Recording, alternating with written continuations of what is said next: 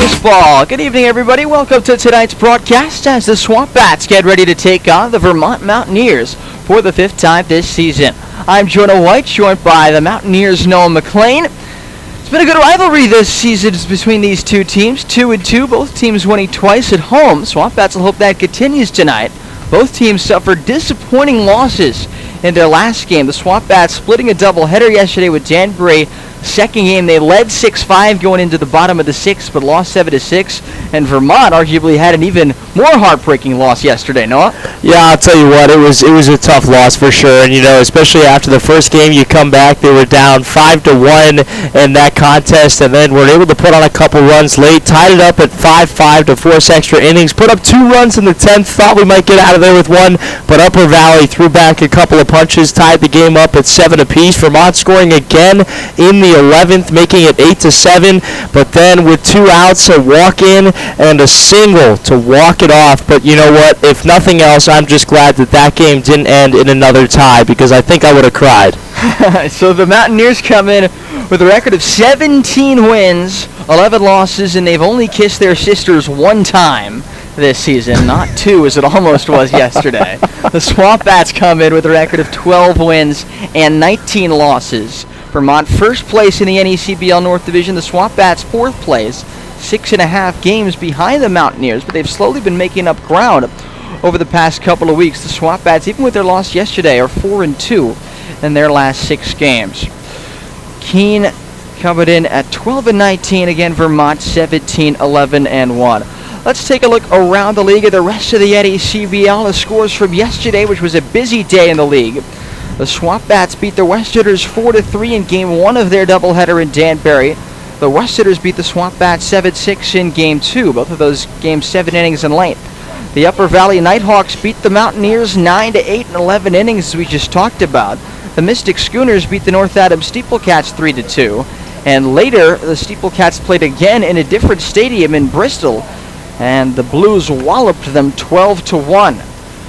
The Valley Blue Sox beat the Sanford Maiders 4-3 in 10 innings, and the Martha's Vineyard Sharks beat the Ocean State Waves by a final score of 5-1. That means here's how the standings look heading into today's action. The Mountaineers are first of the North Division at 17-11-1. The Upper Valley Nighthawks are 15-12, a game and a half behind the first place Mountaineers. The Sanford Maiders are 14-15, 3.5 games back of Vermont. The SwampBats 12-19, 6.5 games out of first place. In the West Division, the Valley Blue Sox are 16-14. They lead the division. The Bristol Blues are 14-14-1, 1 game out of first place. The Danbury Westerners are 14-17, 2.5 games back. And the North Adams Steeplecats are struggling. They are 7-22, 8.5 games out of first place. In the Coastal Division, the Newport Gulls are 22-8. They've cooled off a little bit, though, recently, just 5-5 in their last 10 games. The Mystic Scooters are 19-10, just 2.5 games back of the Gulls. They've got the second best record now in the NECBL. The Ocean State Waves are 15-16-1, 7.5 out of first place. North Shore Navigators are 14-16, 8 games out of first. And the defending champion Martha's Vineyard Sharks has been a disappointing season for them. They're 11-16-1, 9.5 games out of first. And we play today, the SwampBats are 3 games out of the final playoff spot, which is currently occupied by the Sanford Maiders. They're also 3 games behind 7th place, the Ocean State Waves. Noah, take us through the starting lineup for the Vermont Mountaineers, who are first of the North Division, 17-11-1, under manager Mitch Holmes. Thank you, Jonah. Let's run you through here. It'll start off with leadoff man TJ Williams, followed by Grant Vojtovich, Luke Cantwell hitting 3rd. Hitting 4th, it'll be Brandon Butterworth. Hitting 5th, Marshall Toole. Hitting 6th, Tyler Cox. In the 7th spot, it's Nathan Waugh. And hitting 8th, Jace Jeremiah. And rounding the Mountaineers lineup off for the Bats today will be Jack Renwick. The starting pitcher for Vermont is Nolan Sparks, senior righty from Rochester. He's having a great season, 2-1, with an ERA of 1.63. For the Keene SwampBats, they are 4th of the North Division, 12-19 under Sean McKenna.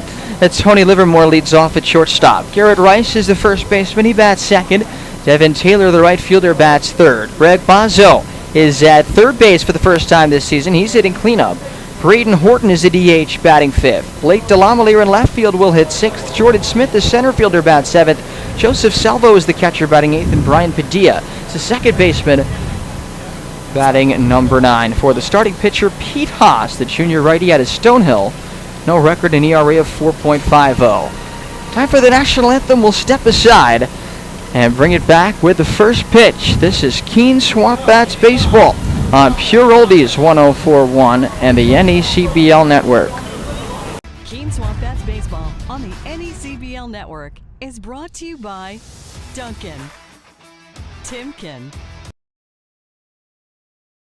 Keene SwampBats baseball on the NECBL network is brought to you by Duncan, Timken, Ted's Shoe and Sport, C&S Wholesale Grocers, Raider Dental, Corning, Service Credit Union, the Keene Sentinel, the Greater Keene and Peterborough Chamber, connecting business and community, U.S. Cellular, Coca-Cola, Monadnock Broadcasting Group, Savings Bank of Walpole, the savings bank of you, Monadnock Ford, Fidium Fiber Internet, Yanos Technology, Fenton Family Dealerships, Hertskirt, American House, Fairfield, making memories since 1904,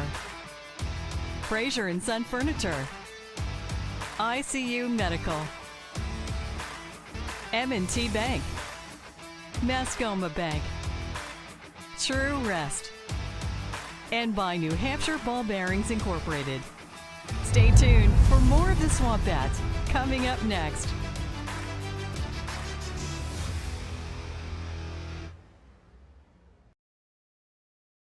At Keene State College, life is an adventure. You'll forge your path forward. As an owl, you'll take on challenges in the classroom, field, court, or track. Every worthwhile adventure has its share of blood, sweat, and tears. It takes hard work and dedication. No owl flies alone on their journey at Keene State. Teammates, coaches, professors, alumni, and fellow owls are with you along the way. They lift you up as you continue forward. When you're part of Owl Nation, you become the person you truly want to be.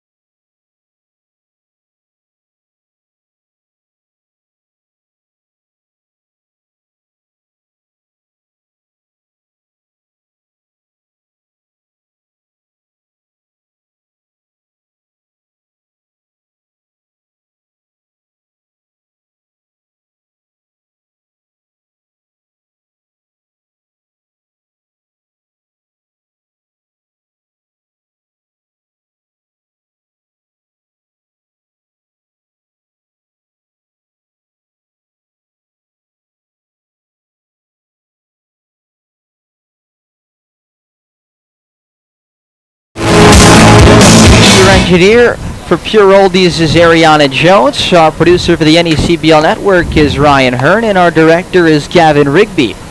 As we get set for action between the SwampBats and the Mountaineers, Keene comes in with a record of 12-19. The Mountaineers are 17-11 and 1 tie. It's 79 degrees and partly cloudy here at Alumni Field, but Noah, looks a lot better than we thought it might at this time earlier today. Absolutely. I tell you what, when I rolled over and very annoyingly turned off my alarm at around 7:30 this morning, I tell you what, I don't know why I set it for that time. I think I might have hit the wrong button last night, but regardless, I was like, man, we might not get this game in, but the weather gods finally giving us something other than rain, and boy, we Vermonters are very happy to see something other than just that.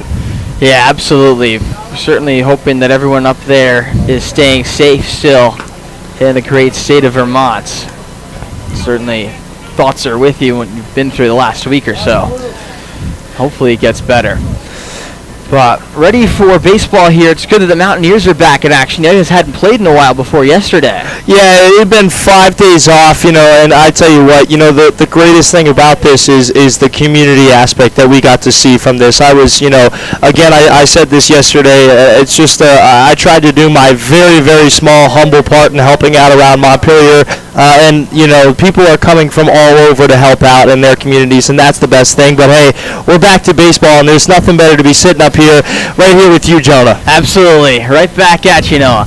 SwampBats in their purple jerseys today, black and white up the sides, black numbers and letters on the front and back outlined in white pants, purple caps of the Black Bills. The Mountaineers are in their green tops, white numbers and letters on the jerseys. They've got gray pants. Pete Haas ready to deal to TJ Williams. The first pitch of the game is high, 1 ball and no strikes at 6:34 p.m. TJ Williams, Grant Vojtovich, and Luke Cantwell for a Mountaineers team that gets on base more than anybody else of the NECBL. Chop foul to the left, and it's 1 ball and 1 strike. Pete Haas this season has made 2 appearances. He made the start last time against the Mountaineers. Total of 2 innings, 1 hit, 1 run, 1 walk, and 2 strikeouts. Recovering from Tommy Jha, the righty from Stonehill, went to Keene High School right here. The pitch, breaking ball on the outside edge. They count 1 ball and 2 strikes on TJ Williams, who Noah is one of the best hitters in the NECBL, batting .329 with a .407 on-base percentage. Yeah, he's been fantastic this entire season. That 1 long ball for him this season came in the last game here. He lines one towards center. It's going to dunk down for a base hit and scoop past the glove of Jordan Smith. Doesn't get too far away from him, though, and Williams will hold on at first with a leadoff single.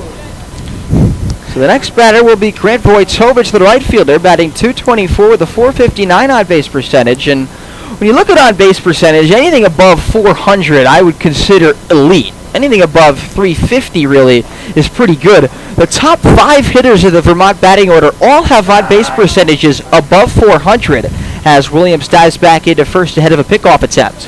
Well, absolutely. And when you look around the league, especially at these, top teams in the NECBL, you see that most of those guys will find a variety of ways to get there, as that pitch is going to be an excuse-me swing fouled away from Vojtovich off the catcher Bazo there, but as I said there, guys will find different ways to reach onto the base paths, Jonah. And right here, TJ Williams is a fantastic example. Only 1 home run on the season, but it doesn't matter. We'll lay down the bunt successfully. We'll find ways to drive that baseball very well. Yeah, Vojtovich just hitting .224, but his on-base percentage twice as high as his average at .459 as he takes high here. 1 ball and 1 strike. They're 4th in batting average at .243, but the more important stat is how often you get on base, and nobody does it better than the Mountaineers. They're 2nd in the league in runs scored, 169 of their first 29 games of the season. The 1-1 pitch to Vojtovich on the inside corner, a strike called 1-2. The umpires for today's game: John Putala is behind the plate, Brian Roth is at first base, and Phil Levesque is the umpire at third. Williams at first with nobody out, just getting underway here at Alumni Field. The 1-2 to Vojtovich, taken. Strike 3 call. Fastball at 89 on the outside corner. Good pitch by Haas as he paints the black and gets his first out. Now the batter will be Luke Cantwell. Cantwell batting .226 with a .445 on base percentage. 2 homers, 9 RBIs on the season for Cantwell. And let's meet the SwampBats defense. Joseph Salvo gets his first start at catcher of the season.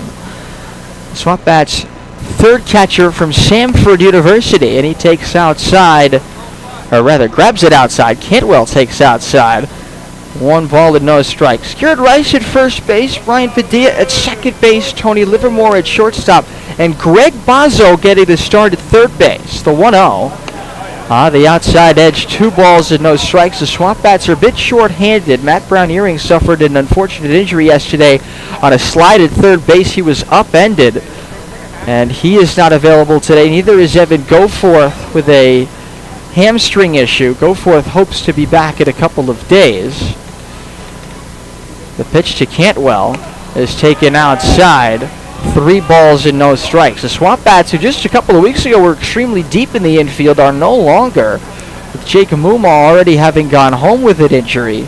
So Greg Bozzo is playing third base for the first time since middle school, Noah. A throw over to first and back diving safely as Williams. I mean, that's unbelievable. And right now, you know, it's just this is an NECBL summer. That's exactly what's going to happen. Guys are going to reach their limits. Cantwell takes a strike, 3-1. That's a good way of putting it. It's an NECBL summer. Yeah, I mean, you know, the thing about this league is obviously you start off with full rosters, but as the summer goes on, guys are going to get injured. They're going to be fatigued, whatever it may be, but this shows the versatility. Cantwell takes a ball outside and a little bit low maybe. Missed with a breaking ball, did Haas. So 2 on with 1 out at the top of the first inning for Vermont. And it'll be the cleanup hitter, Brandon Butterworth, who's hitting .307 with a .407 on base. 1 homer, 10 RBIs on the season for Butterworth.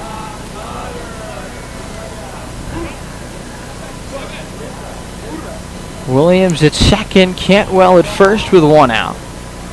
The pitch. Missed outside. 1 ball and no strikes. SwampBats have Blake Delamelier in left field, Jordan Smith in center fields, and Devin Taylor in right field today. Familiar look in the outfield. Right on right, the 1-0. In for a strike. Good pitch at the knees at 87 from Pete Haas. And the count 1 ball, 1 strike. Vermont with first at second, 1 out at the top of the first inning. Noah, the SwampBats have given up 3 or more runs in the first inning in 4 of the last 5 games they've played. Breaking ball on the outside corner here, the count 1-2. The most remarkable thing is they're 4-2 in that 5-game stretch. They've won 2 of those 4 games. That is pretty impressive. They came back twice after giving up 3 in the first to Sanford here on Tuesday. The pitch. Low and outside. 2 balls and 2 strikes. But anyway you slice it, the first inning has been a real issue recently for the SwampBats and their pitching staff. It's a 2-2 count here on Butterworth and a big pitch upcoming.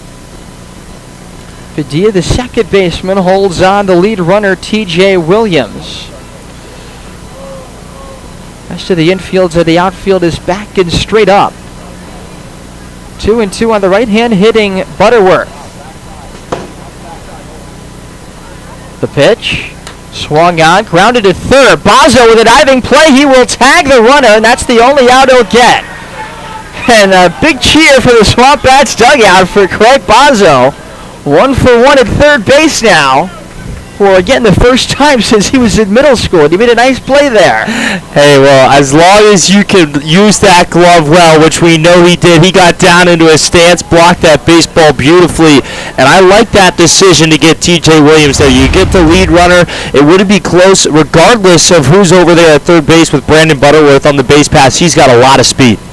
Marshall Toole now, the left-hand batting left fielder, takes high 1-0. Toole batting .291 with a .404 on base percentage. No homers but 14 RBIs. Yeah, Bozzo for a moment there looked like he wasn't quite sure what to do with it. And the runner Williams made a smart play by trying to elude the tag and making sure Bozzo then had no chance to complete a double play. As the pitch is swung out and missed by Toole. The count 1-1. But nonetheless, a good solid play by Bozzo on his first rep at third base.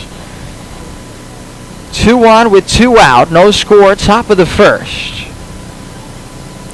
The 1-1 pitch. Breaking ball fouled toward the first base side. At the count of 1 ball and 2 strikes. It's now Cantwell, the runner at second base. Butterworth, the runner at first base.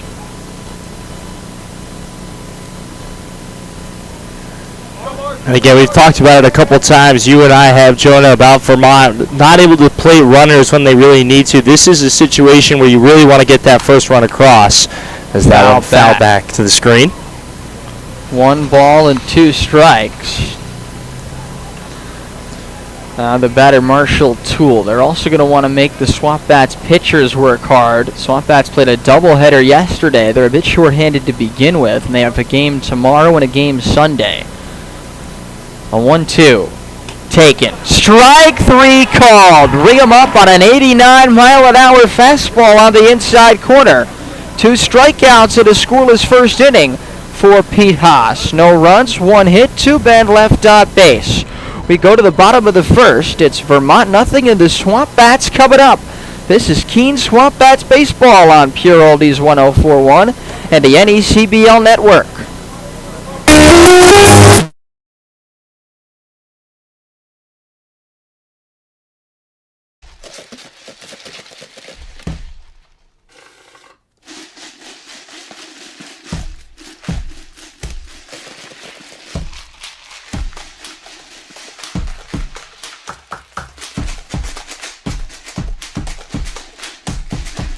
Watch me do my thing. I said, watch me do my shake, shake. Woo! Watch me do my thing. I said, watch me do my shake, shake. Curious about the awesome talent Kelly has?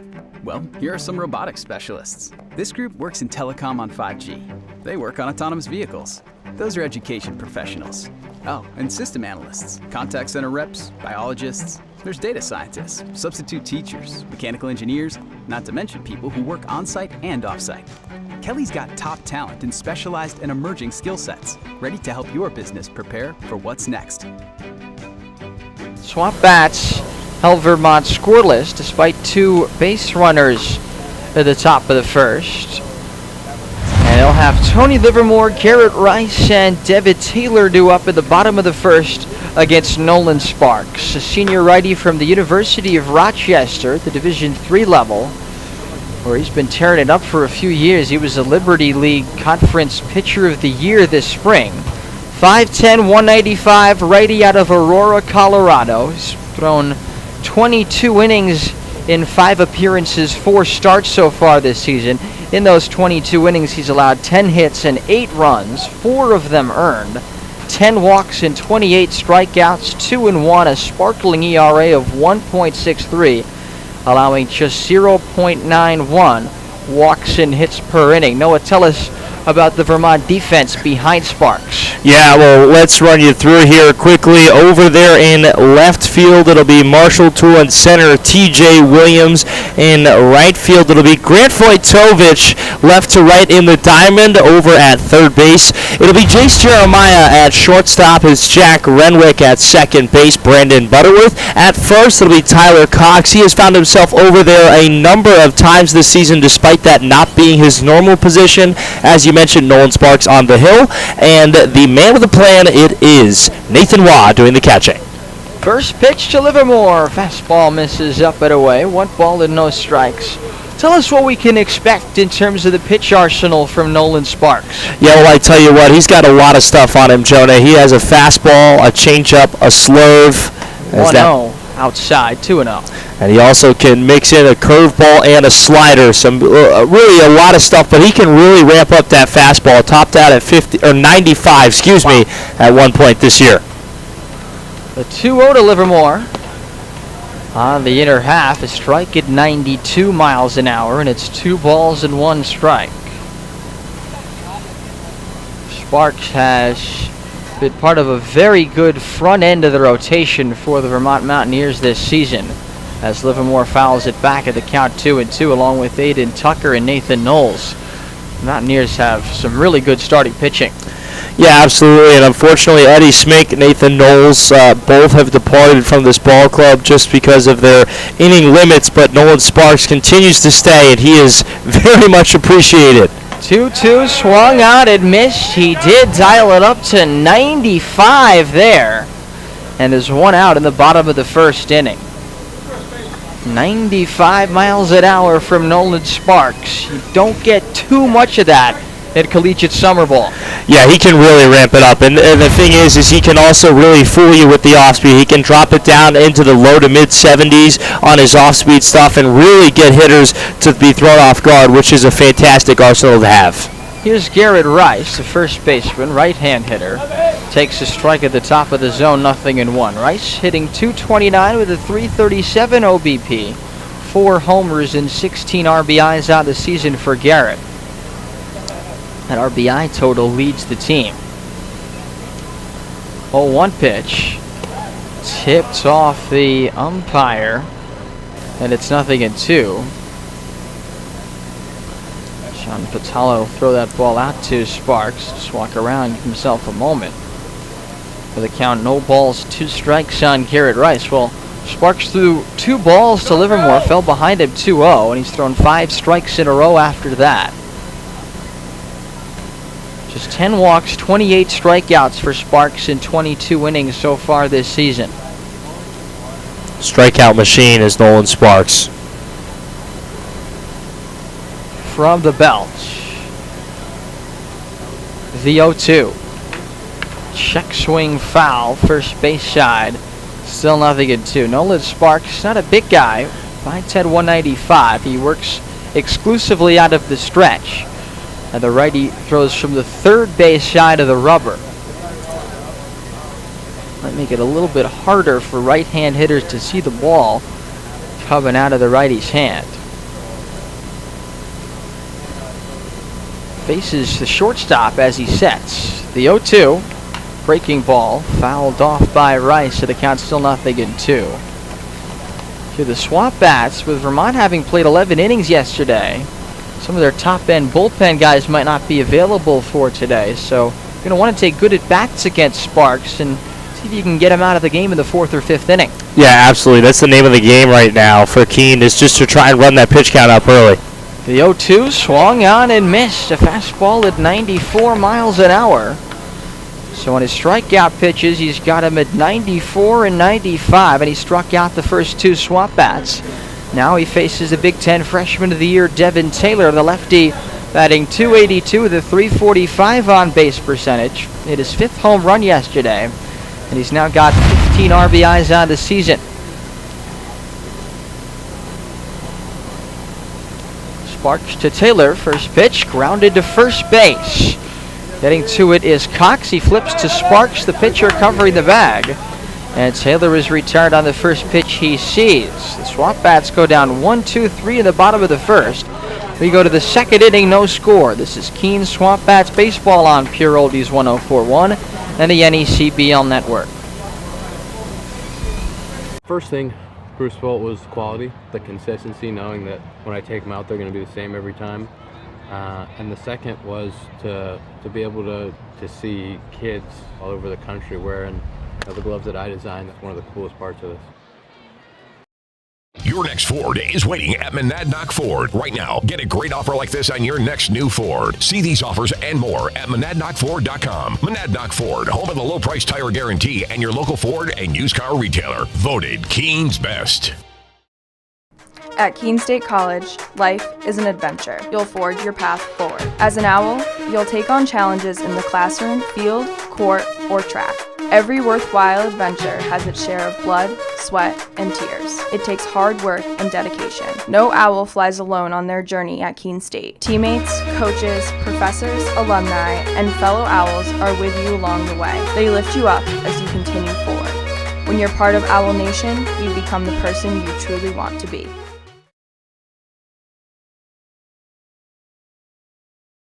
Had a more difficult time in the first than did the Vermont starter Nolan Sparks, but they both put up a 0.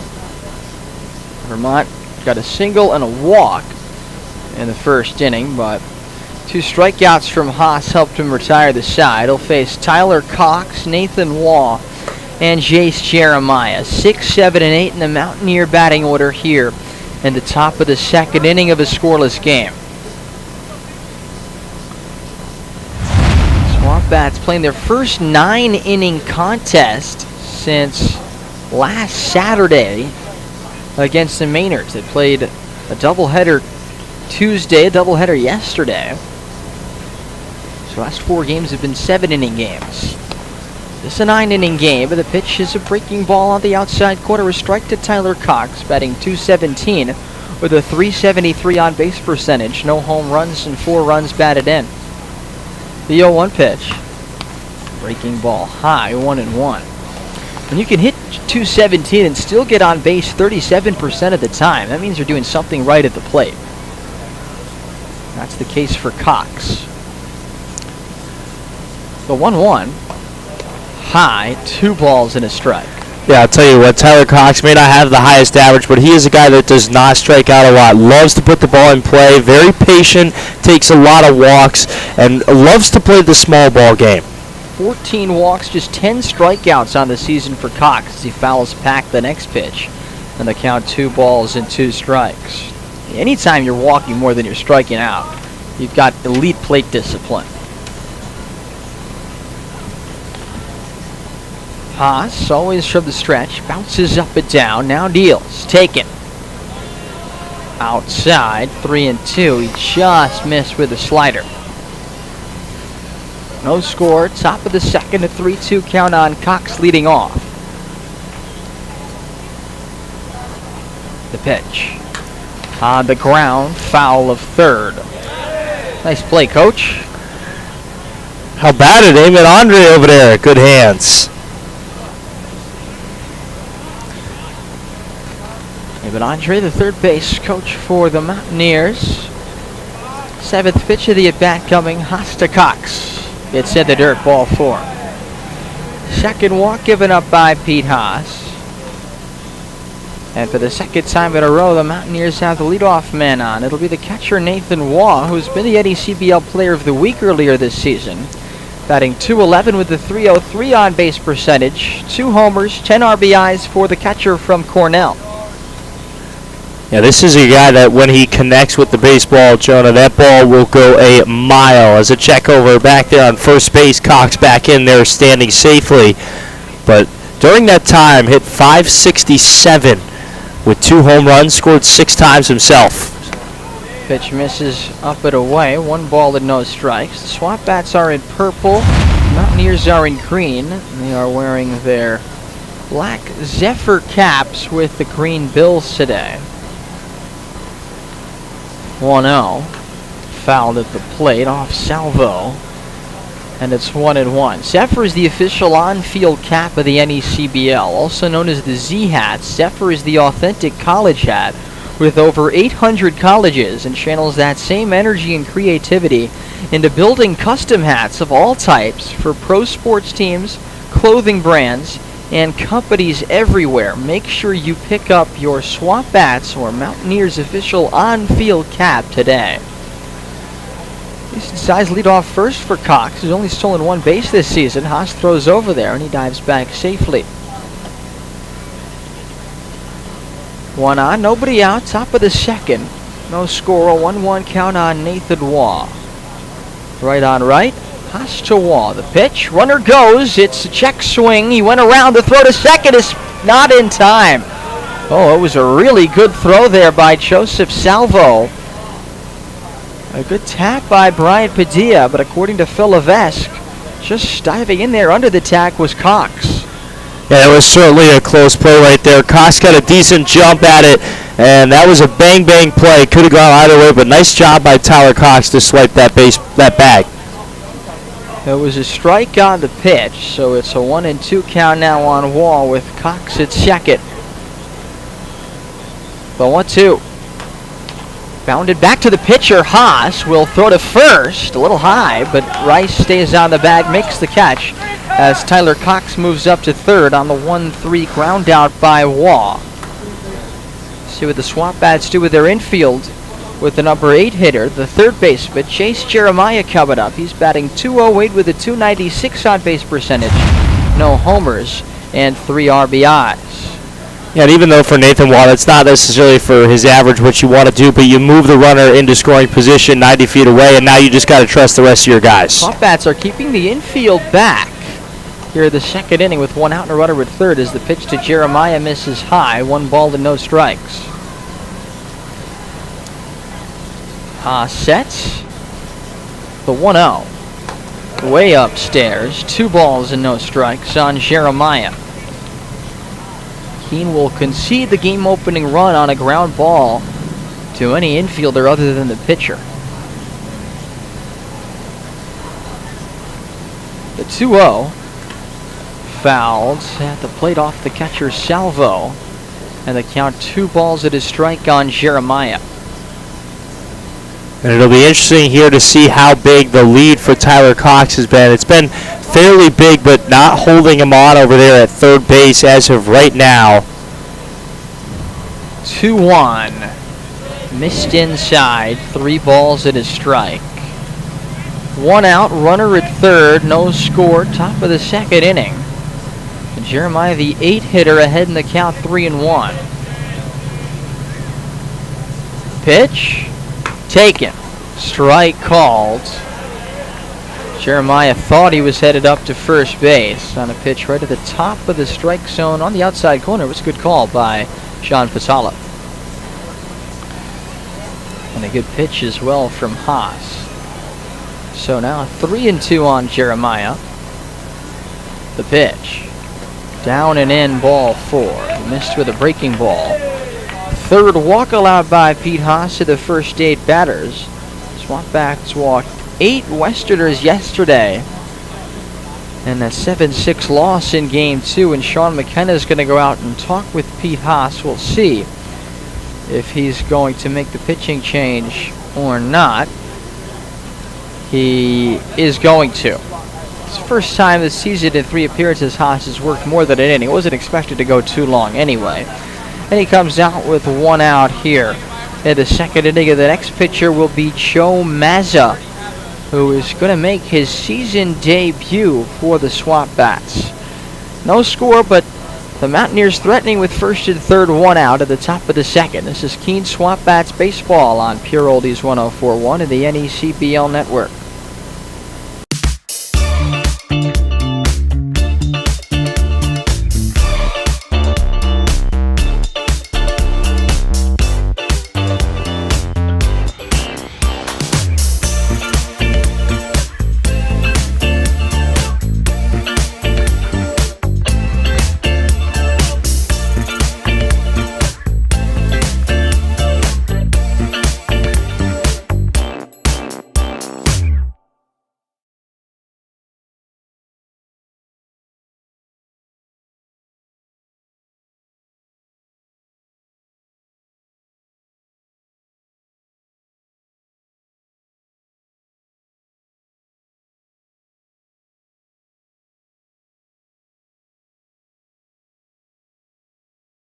Your next Ford is waiting at Monadnock Ford. Right now, get a great offer like this on your next new Ford. See these offers and more at MonadnockFord.com. Monadnock Ford, home of the low price tire guarantee, and your local Ford. And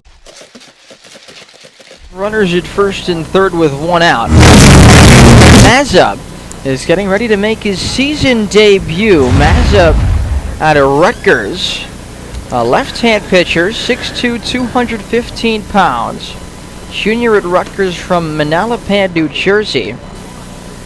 Went 0-2 with an ERA of 4.78 and 2 saves in 24 appearances this past spring at Rutgers. He pitched 32 innings, giving up 35 hits and 20 runs, 17 earned, 23 walks and 32 strikeouts. Opponents hit .276 against him. Mazza, one of 3 Rutgers Scarlets Knights now with the SwampBats bullpen, along with Sam Portnoy and Matt Rowe. It's the 4th straight season that a Scarlet Knight has come to the SwampBats for the summer, as his brother Matt plays football at Villanova. He was with the SwampBats earlier this season, at the beginning of the season, but got injured at the very beginning before he made an outing. But he's rehabbed, recovered, and the SwampBats are more than happy to have him back. Jack Renwick, the 9-hitter, a right-hand batter, squares to bunt and takes a fastball down low with 92 miles an hour from Mazza. That's some good velocity for the left side. 1-0. Fouled off toward the grandstand. It just missed the net and sails toward the swamp. Gotta watch out there on the right field side. The first base grandstand. On a strike now. That's why you always bring your glove to the ballpark. That's right. Cox at third, Jeremiah at first with 1 out. There's a strike on the outside corner, 1-2. Speaking of bringing your glove to the ballpark, you see the ending of the Savannah Bananas game the other day? Oh Sure my goodness, that was fantastic. The fan catch to end the game. How about that? Pretty brilliant. 1-2. Caught on and missed strike 3. Got it with a slider at 84 miles an hour in the dirt. Big out for Mazza. That'll send it back to the top of the order in T.J. Williams. It's rule number 8 of Banana Ball. Savannah Bananas play. If a fan catches a foul ball, it's an out. And a clip going viral of that happening for the final out of the game the other night. And the fan got brought out onto the field by the players to celebrate with them. How cool is that? I would love to be that fan. Me too. The pitch to Williams. He bunts it a little hard up to the pitcher, Haas, who drops it and then throws to first too late. Mazza, rather, the pitcher there, making an error on the bunt by Williams. We'll see how they score it. Scoring from third is Cox. Going to second is Jeremiah. Not a great bunt there by Williams, but he got a little bit fortunate. Mazza had trouble picking it up. Yeah, again, just doesn't matter how you get there. You just got to put the baseball into play, and sometimes the ball does funny things. That's going to be an E1 as he bunted that straight back to the pitcher. Mazza throws a fastball outside to Vojtovic, and the count 1 ball and no strikes. But, you know, that's what you're doing when you're bunting. If you're putting pressure on the defense. Mazza unable to make the play. A 1-0 on the ground to shortstop. Flipped by Livermore to Padilla in time. Off the bat of Vojtovic, it's a fielder's choice. That goes 6-4 and retires the side. The Mountaineers get on the board. 1 run on no hits, 1 error, and 1 man left on base. 2 men left on base. Middle of the second, it's 1-0 Vermont. This is Keene SwampBats baseball on Pure Oldies 104.1 and the NECBL network. Curious about the awesome talent Kelly has? Well, here are some robotics specialists. This group works in telecom on 5G. They work on autonomous vehicles. Those are education professionals. Oh, and system analysts, contact center reps, biologists. There's data scientists, substitute teachers, mechanical engineers, not to mention people who work on-site and off-site. Kelly's got top talent in specialized and emerging skill sets, ready to help your business prepare for what's next.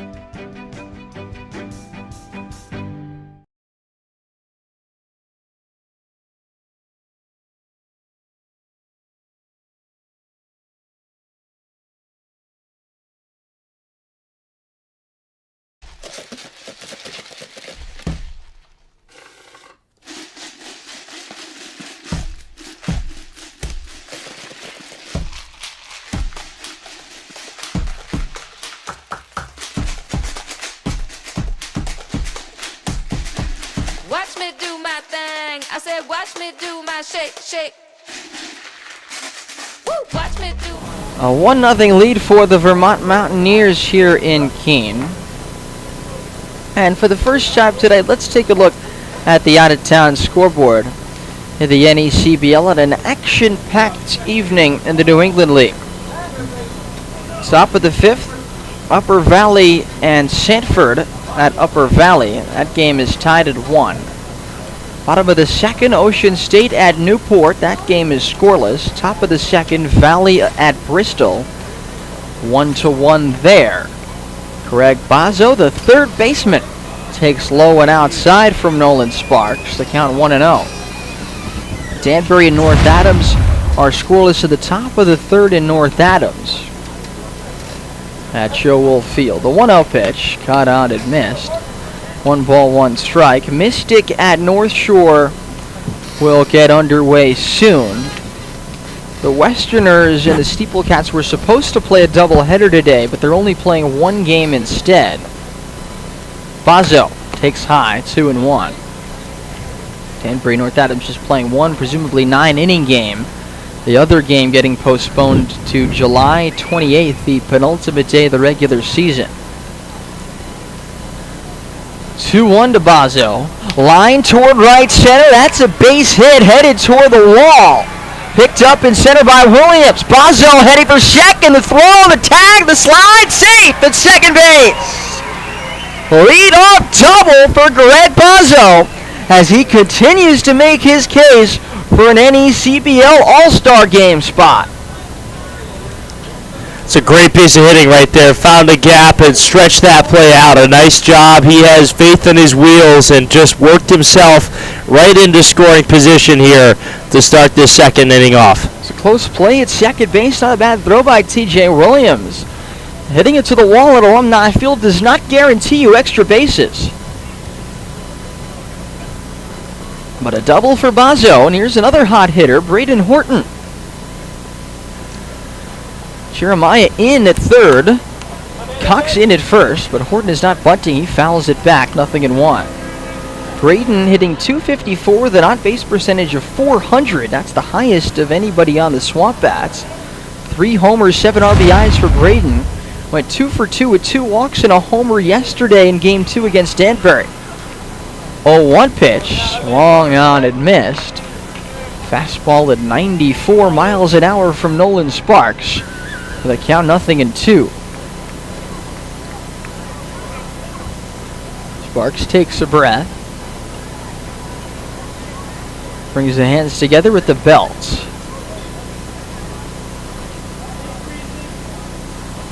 The 0-2 to Braden. Foul back, the fastball at 94, and the count still 0-2. It's 1-0 Vermont, bottom of the second inning. SwampBats have a runner at second base with nobody out.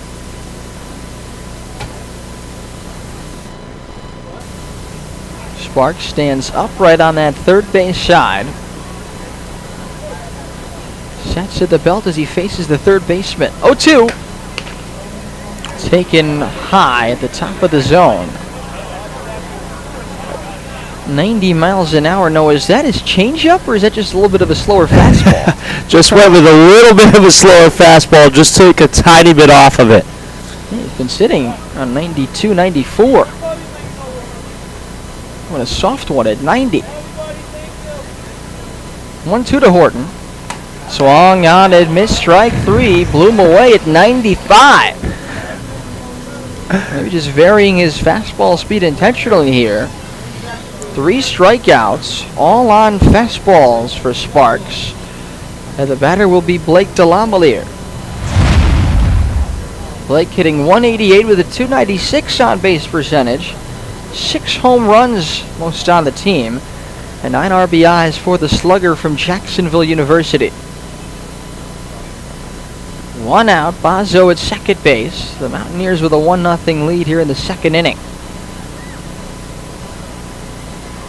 First pitch to Blake. Fastball pumped in there outside. 1 ball and no strikes. 94 there from Nolan Sparks. A true flamethrower in the NECBL. It's amazing that he's a D3 guy. The 1-0. Outside. 2 balls, no strikes. It's always cool, I think, as a D3 guy myself, Noah, to see those guys have success at this level. There's a lot of talent outside of Division I. Absolutely, absolutely. There are a lot of guys that don't get the credit they often deserve. 2-0, tips in and out of the mid of the catcher wall. 2 balls and a strike. But, you know, Nolan Sparks, he might be a Division III baseball player, but he's got MLB talent. And, you know, he was talking to a couple teams before the draft this season. But I tell you what, if he continues to have another season at Rochester, or if he decides to go somewhere else and puts up the same numbers, you can give him a draft spot almost guaranteed. Yeah, I wouldn't be surprised at that, given just his stuff that we're seeing today. The 2-1. Breaking ball misses high at 80 miles an hour. First time he's fallen well behind First 3-ball count for Sparks. 3-1 to Delamelier. Bazo leads off second, held on by Butterworth, the second baseman. Well off the line at first is Cox. 3-1. Taken. Strike call, 94 on the outside edge. Now a full count on Blake Delamelier with Jordan Smith waiting on deck.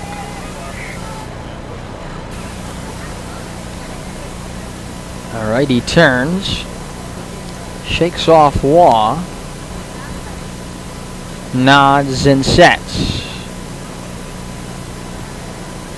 Payoff pitch. Foul back. 95, and Blake just about catches up to it. Sometimes that's all you can do. That was a really good pitch. Fastball on the outside corner at 95. It doesn't get much better than that. That's borderline, and right there, you know, that's a lot of times hitters in this count will just have to get a piece of or at least take a hack at. But Sparks, he really trusts his fastball. He's been successful with it all season. Continue to do that here once again tonight. The 3-2 again. Taken. Ball 4. He missed outside, maybe high. At 87 miles an hour. That might have been a changeup on 3-2. First walk allowed by Sparks. And the batter is Jordan Smith with runners at first and second and 1 out. Bottom of the second inning, it's a 1-0 lead for Vermont. Jordan on to George Mason, batting .203 with a .313 on base percentage. 1 homer, 3 RBIs. He's been robbed of a home run 2 times this season. Hits the ball very hard. But he takes a fastball way upstairs, 1-0. Often guys, when they throw very hard, have trouble locating. That's not really the case for Sparks. Just 10 walks in 22 innings. 1-0 to Smith. Foul back at 92 right down the middle. The count even at a ball and a strike. Yeah, that pitch was right down Main Street at 92 miles an hour, and a nice job there by Smith to get a small piece of it, but Sparks, a good pitch there. Bazo leads off second, Delamelier off first. The pitch. Caught on and missed. He fooled Smith with a slider. And it's 1-2. That's disgusting right there. That is a great pitch from Nolan Sparks. He's been firing in fastballs almost all day. And like we said, just takes it off right there. Even from the fastball to the slider, 15-mile-an-hour difference. Well, 1-2. Missed up and away, 2-2. And at least the SwampBats here are putting together a couple of good at-bats. Working Sparks' pitch count. He's now up to 30 pitches, 20 of them strikes. 2-2 on the right-hand hitter, Jordan Smith.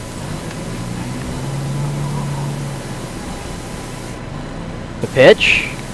Driven high and deep to right. Vojtovich back. He makes the catch in front of the warning track. Tries to throw to second and double out Bazo, and it's not in time.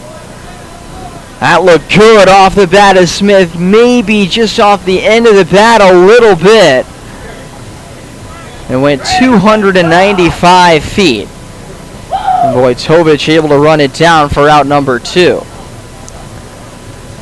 Yeah, great job right there by Grant Vojtovich to go over and get that baseball. I agree, that ball certainly looked very good off the bat, and you know, just kind of died out there in right field. And right field certainly has a little more depth than some other parts of this ballpark. So Vojtovich, a nice job to reel that in. Yeah, that's not the shallowest part of a very shallow ballpark here at Alumni Field. Now Joseph Salvo takes outside 1-0. Joseph making just his second start of the season, his first at catcher. In a big spot here. Batting .167 with a .318 OBP, the 1-0. Taken outside, and it's 2-0 on Salvo. Brian Padilla, the 9-hitter, waits on deck. 2 on with 2 out. 1-0 Vermont in the second inning. 2-0 to Salvo. Caught on and missed. A fastball at 93 miles an hour. And the count 2-1. Bazo at second. He doubled to lead off. Delamo there at first. He walked with one out. The 2-1. Foul back. Salvo trying to catch up there, and he got a piece of that one at 93. See if Sparks keeps pumping in fastballs or if he tries something off speed against Salvo on 2-2 with 2 outs.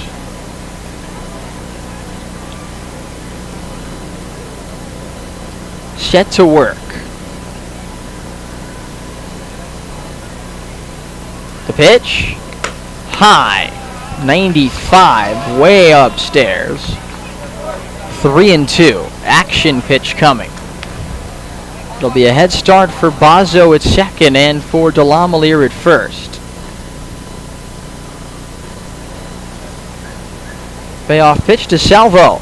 Swung on it, missed, strike 3. 94-mile-an-hour fastball from Sparks.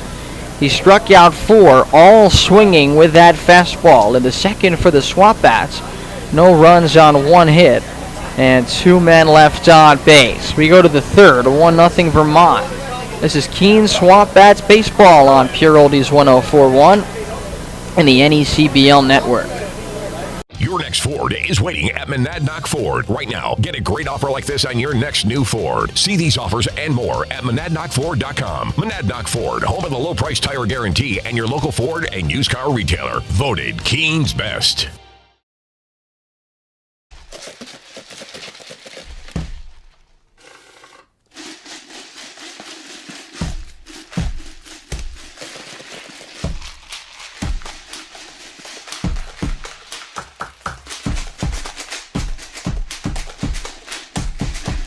Watch me do my thing. I said, watch me do my shake, shake.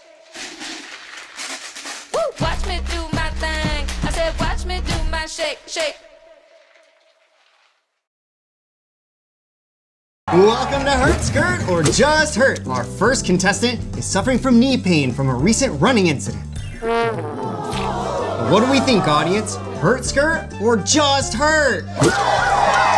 Why not try Hurt Skirt? Make your recovery hassle-free with Hurt Skirt, a patent-pending, stretch-to-fit, hot-cold therapeutic sleeve, proven to stay cold longer and still remain completely mobile. Drop the ice, skirt the hurt.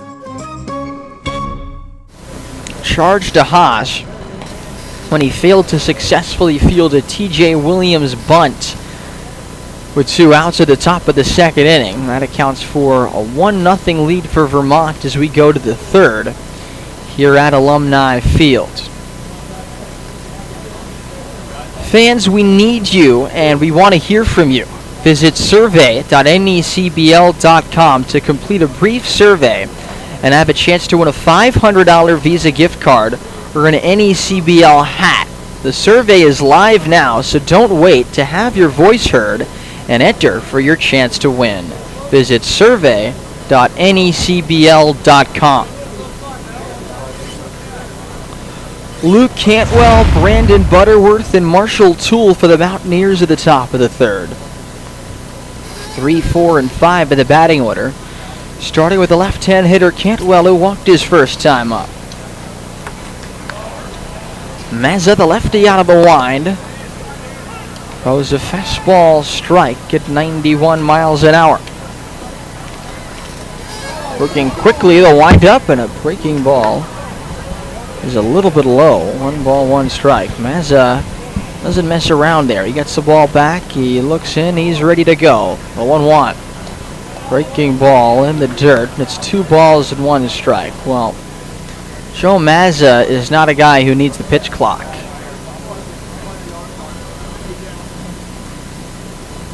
The 2-1. Inside 3-1. Boy, if everybody pitched like Joe Mazza, baseball games would be an hour and a half long. I wish. The 3-1. In for a strike, and it's 3-2. Full count on Cantwell. The pitch. Taken. Low, ball 4. Walks continue to be an issue, Noah, for SwampBats pitching. That's their 4th they've issued already in this game, after they gave up 8 yesterday En route to that 7-6 loss against Danbury in Game 2 of the doubleheader. Yeah, certainly not a statistic you want to, have a lot of, and already 4 in 2 innings is also not the best thing, but hey, with only one coming across as that pitch misses downstairs on the fastball at 91 to Brandon Butterworth. Not the worst situation to put yourself in. Your defense trusting and helping yourself out a bit here. 1-0. Cut out and missed. Tipped into the mitt of Salvo at 90 miles an hour, 1-1.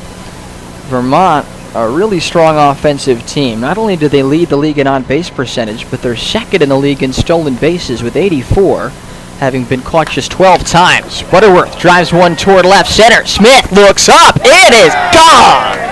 Brandon Butterworth with his second home run of the season, and Vermont has a 3-0 lead here in the third.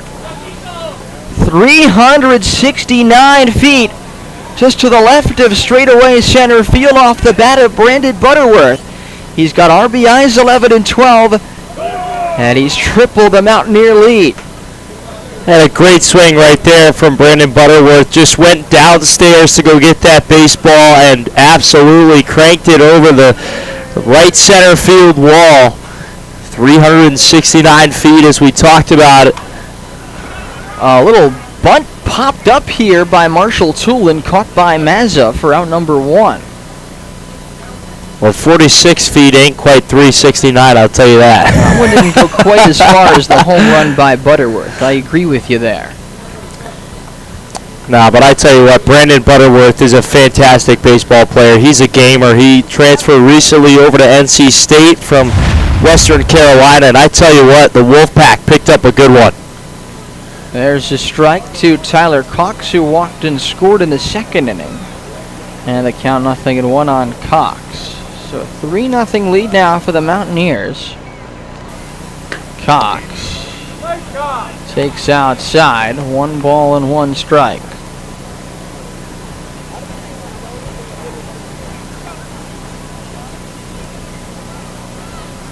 One. The outside corner, and it's 1-2.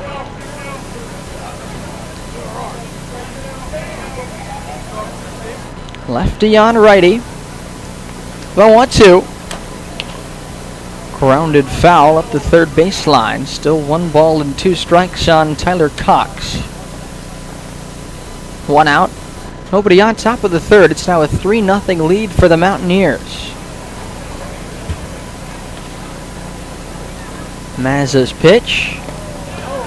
Taken down low. They appeal the swing to first, but Brian Roth says he held up in time. And the count is 2-2 on Cox. SwampBats have had some comeback wins recently. 2 of them against the Mainers on Tuesday here. The 2-2 pitch. Line toward right. Taylor coming on. Will have to play it on a bounce.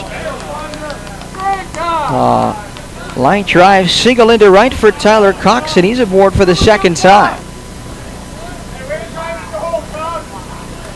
So it'll be Nathan Waugh. And right now, Sean McKenna is out to talk with Joe Mazza, and by the looks of it, make a pitching change. Mazza gets 3 outs at his first outing of the season. He'll make way for the Northeastern lefty, James Quinlivan. 3-0 Vermont, 1 on, 1 out here in the top of the third. This is Keene SwampBats baseball on Pure Oldies 104.1 and the NECBL network. Make your next career move and come join me. Keene SwampBats baseball on the NECBL network is brought to you by Duncan, Timken, Ted's Shoe and Sport, C&S Wholesale Grocers, Rayner Dental, Corning, Service Credit Union, the Keene Sentinel, the Greater Keene and Peterborough Chamber, connecting business and community, U.S. Cellular, Coca-Cola, Monadnock Broadcasting Group, Savings Bank of Walpole, the Savings Bank of you, Monadnock Ford, Fidium Fiber Internet, Llanos Technology, Fenton Family Dealerships, Hurt Skirt. American House. Fairfield, making memories since 1904. Fraser and Son Furniture. Quinlivan. Quinlivan, a tall lefty out of Northeastern University. 6'6", 215 from Medway, Mass. On the season, Quinlivan's thrown 5 1/3, given up 6 runs, 3 walks, 2 strikeouts. No record of 10-12 earned run average and limited action. He comes in with 1 on and 1 out, and they'll be facing Nathan Waugh, the Vermont catcher, here in the third. With the Mountaineers already out to a 3-0 lead, courtesy of a 2-run home run, rather, off the bat of Brandon Butterworth earlier in this inning. So it's 3-0 Mountaineers. Yeah, and I tell you what, the game of baseball can change very quickly. We saw that in the last game that these two teams played. Of course, there was a lot of runs by Keene in that second inning the last 2 times here at Alumni Field, and it's only 3 runs right now. Obviously, pitching very limited, but we'll see what Keene can do here. New guy on the hill, 1 away, just looking to get quick outs here is the name of the game for the Keene SwampBats. Sean McKenna has to use his 3rd different pitcher here with 1 out in the 3rd inning. Cox the runner at first. Waugh the batter, he's 0 for 1. First pitch, foul back, and it's 0-1. Quinlivan, the fastball there at 89 miles an hour. That's around where he'll sit from the left side. Works from the stretch on the third base side of the pitching rubber. The 0-1. Down and in. 1 ball and 1 strike on Waugh, the Vermont catcher, in the number 7 hole for the Mountaineers. Quinlivan sets in front of his neck. Kicking the 1-1. Down and away. 2 balls and a strike. That pitch at 88 miles an hour. It's between 88 and 90 with the fastball. Decent size leadoff first for Cox. He's already stolen 1 base. The 2-1. Fastball in for a strike at 89. 2-2 the count on Waugh. 3-0 Mountaineers. Top of the 3rd inning, 1 on, 1 out.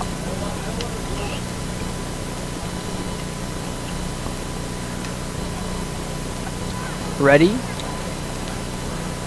Quinlivan's 2-2. Runner goes. Swinging a pop-up foul right side, and that'll go out of play. Into the SwampBats bullpen. 2-2.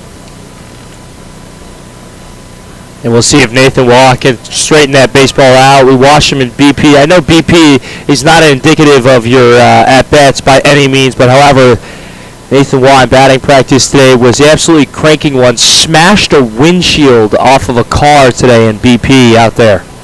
The 2-2.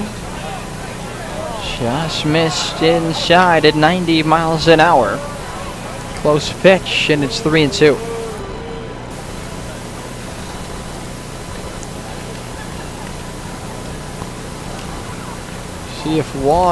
See if Cox is running on the payoff pitch.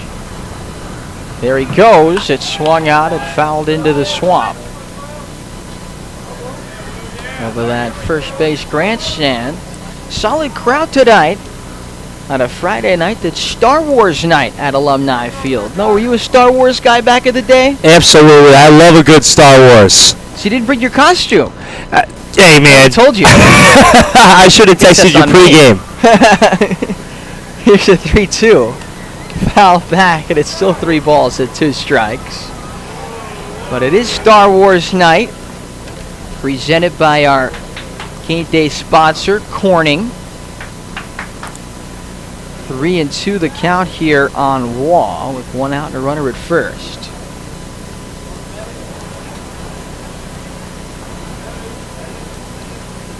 Not going, the pitch. Foul off to the right. Well out of play again. It dunks this one past the SwampBats bullpen down right field. Still a 3-2 count. Good at bat here by Wall. For Star Wars night, got costume contest, lightsabers, the 3-2. Foul back, and it's still 3-2. Noah, what color lightsaber would you choose? I can't go red because that's the dark side, and I don't mess with the dark side. I gotta go blue. Blue. I think that's fair. I like a good blue, or SwampBats purple. If blue is out of order, I gotta go orange. If Walmart ever ran out. Got all sorts of inflatable lightsabers in the ballpark tonight in all sorts of colors. Throw over to first, and back standing there is Tyler Cox, and the count 3 balls, 2 strikes. SwampBats' last home game until next Tuesday. Well, they'll host games at Alumni Field 3 nights in a row. Runner goes, the pitch. Lifted high in the air to center. Jordan Smith comes in, camps under it, and makes a catch. Retreating to first base is Tyler Cox. That was a major league pop-up off the bat of Wall. And that was a towering pop-up out there. If that was an elevator shaft, that's a home run. I'll tell you what. My goodness, that's going all the way to the 35th story. That was an elevator shaft, so it would be a home run. I've never heard that one before. That's pretty good. Here's Chase Jeremiah. I have to steal that.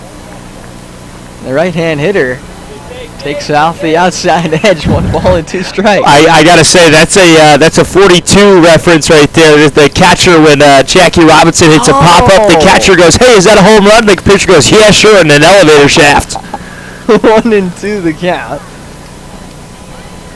Now the pitch. Outside, throw down to first. Good idea by Salvo, but diving back in there safely is Cox. Watched that movie a long time ago when it came out. Did not recall the elevator shaft reference, but bookmark that one for later. I can never remember a math equation, but I can always remember every quote from a movie. How about that? Selective memory, I guess. Oh, that's good. The 2-0 down and in 3-0. I can remember neither. So. Well, you can remember a couple of things about broadcasting. How about it? We try. We all try our best. Look at our, strengths and weaknesses, as they say. Balls and no strikes on Chase Jeremiah. The pitch. In for a strike on the outside corner at 89 miles an hour, and it's 3-1. 2 out, 1 on. Top of the third, 3-0 Vermont. Quinlivan from his neck. Runner goes, 3-1, down and in, ball 4. Second walk for the Mountaineers in this inning. The 5th walk they've drawn this game. We're in the 3rd inning. Cox moves up to second base. Jeremiah aboard at first. We talked about it earlier. Vermont hitters, obviously, very good with the bats, but also fantastic just being patient at the plate.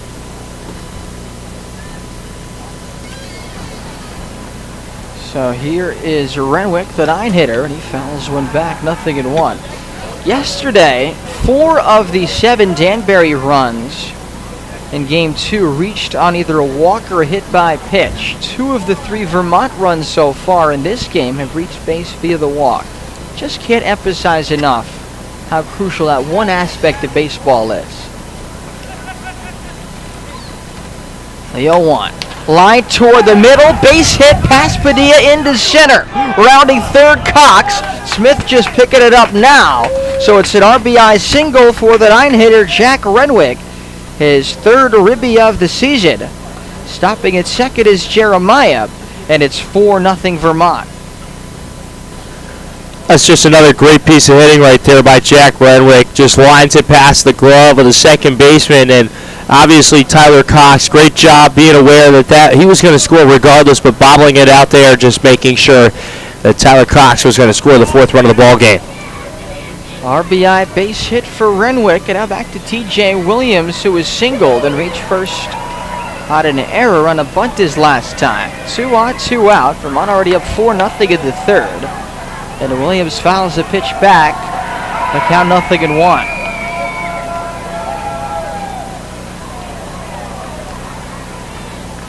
PJ Williams out of Notre Dame, one of the best hitters this summer in the NECBL. Second in batting average coming into today behind Upper Valley's Adarius Myers. The 0-1. Missed upstairs, 1 ball and 1 strike.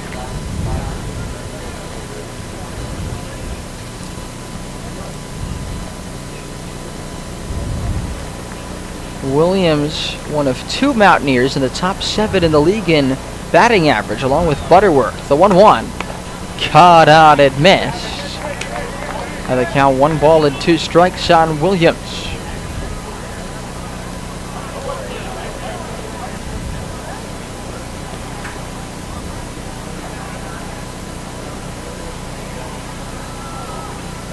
A long look in from the tall lefty, Quinlivan. The set. Now the 1-2 of the runner's going. It's grounded up the middle. Padilla on the second base bag. Picks up the baseball for the 4 unassisted fielder's choice. He was going over there to cover in case of a throw down there by the catcher, but he was in the end perfectly positioned to make the play. And Williams is retired successfully for the first time. But Vermont strike 3 times in the 3rd inning on 3 hits. No errors, and 2 men left on base. We go to the bottom of the 3rd. It's 4-0 Mountaineers. This is Keene SwampBats baseball on Pure Oldies 104.1 and the NECBL network. First thing Bruce felt was quality, the consistency, knowing that when I take them out, they're going to be the same every time. And the second was to be able to see kids all over the country wearing the gloves that I designed. That's one of the coolest parts of this. Your next Ford is waiting at Monadnock Ford. Right now, get a great offer like this on your next new Ford. See these offers and more at MonadnockFord.com. Monadnock Ford, home of the low price tire guarantee and your local Ford and used car retailer. Voted Keene's best.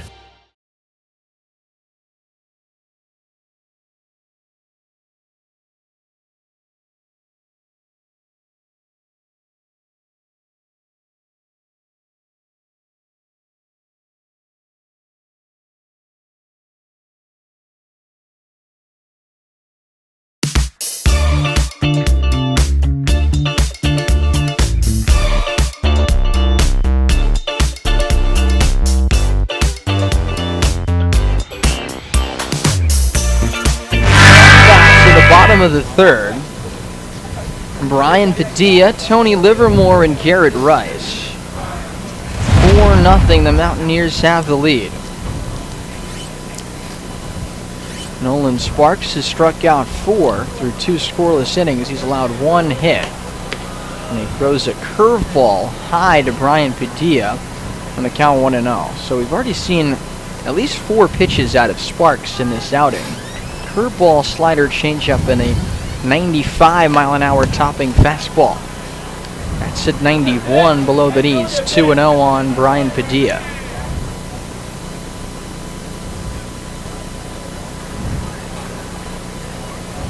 The 2-0. In for a strike, 2-1. Sparks just 5'10", 195. He doesn't even work out of the windup.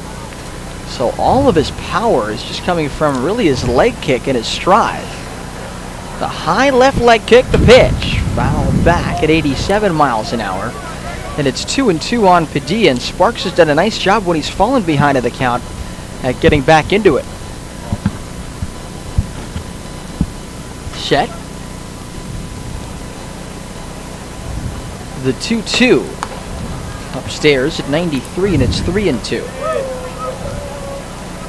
I've got a final line for you on Joe Mazza in a moment after the 3-2 to Brian Padilla. Taken. Ball 4 up and away. Second walk issued by Sparks. And the SwampBats have the leadoff man award for the 2nd inning in a row.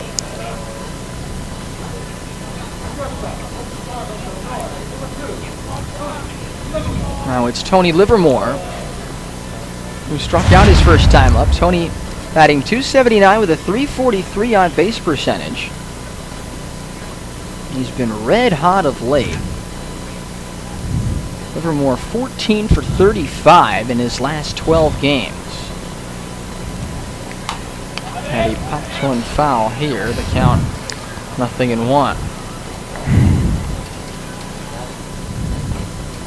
Tony batting .400 in his last 12 games. That's why he's been the leadoff man most of the games since Jake Mumaw went out with an injury. 0-1 to Tony. Misses outside. 1 ball, 1 strike. It's 4-0 Mountaineers. Bottom of the third. Padilla aboard at first and nobody out. One thing in this game is going well for the SwampBats. It's Sparks' pitch count. 1-1. Fastball upstairs, 2-1. Sparks has thrown 47 pitches with no outs here in the third. That's a great pitch. Great height, Sparks. Great height.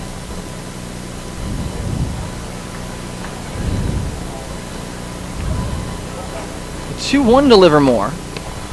Missed outside, and it's 3 balls and a strike. 92 there from Sparks. He walked Padilla. Now he's in danger of walking Livermore after being staked to a 4-0 lead.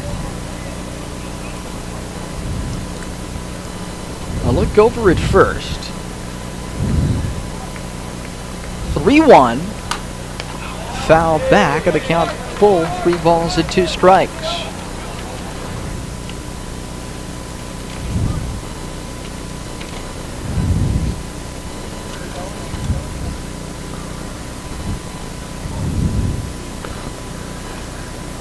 Three and 2 with Padilla, the runner at first.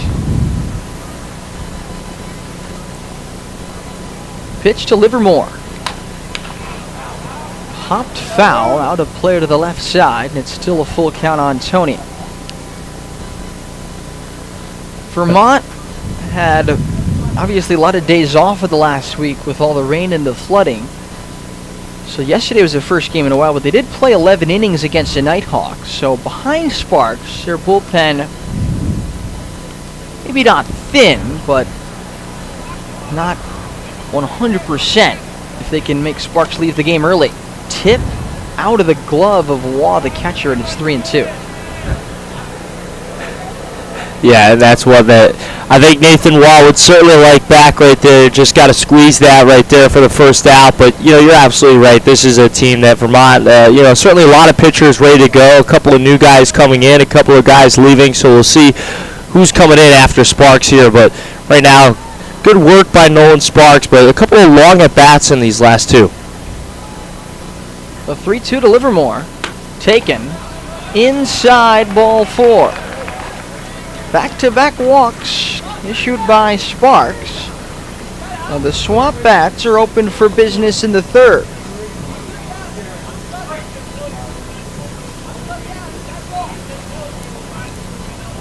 And John Patala is having some words with the Vermont dugout on the third base side. Been chatting a little bit to John Patala, the home plate umpire of these last 2 at bats, and he just turns and he tells the dugout, "We're not doing this the whole game." Yeah, Mitch Holmes questioning a couple, 2-3 pitches there, and it's just a matter of, I get it as a young manager, a couple of close pitches, but, you got to understand, how many you could argue here because, at a certain point, your pitcher probably less likely to get calls if you continue to argue them like that, Yeah, Sean Patala here in the third inning, just trying to sort of set the precedent, trying to tone down the complaints from the Vermont dugout before escalates. Here's Garrett Rice with first and second and nobody out. 4-0 Vermont, bottom third. Big swing and a miss by Rice, 0-1. And I broke my pen. I have a bad habit of playing with my pens. The little thing that It holds it, you put it in your ear or put it on a piece of paper. Always break it. The 0-1. Misses inside, 1 ball and 1 strike. In your ear? Would you put that on your ear? Well, Jonah, you're a great guy, but if you put that on your ear, I might look at you a little funny. I was thinking of pencils. You only put a pen in. I don't know. 1-1 is fouled away. It's 1 and 2. No, I misspoke. You put it. It's maybe on a clipboard, on a piece of paper, or something like that. Don't put it on Mitch Holmes' clipboard, though. He's already broken 2 or 3 this season, so look out. 1 and 2 on Rice.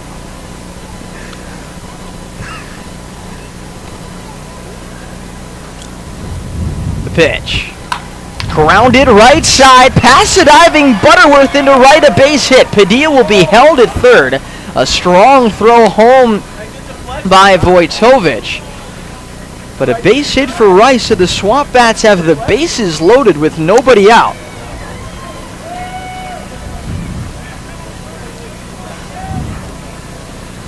Padilla at third, Livermore at second, Rice at first. SwampBats down 4-0, have a chance to get right back into this with Devin Taylor at the plate, Greg Bozzo on deck, and Braden Horton to follow, arguably the SwampBats' 3 best hitters. And I'd say what, that's unlucky for Nolan Sparks. He gets the ground ball that he needs, but just in a spot where his infield couldn't get to it.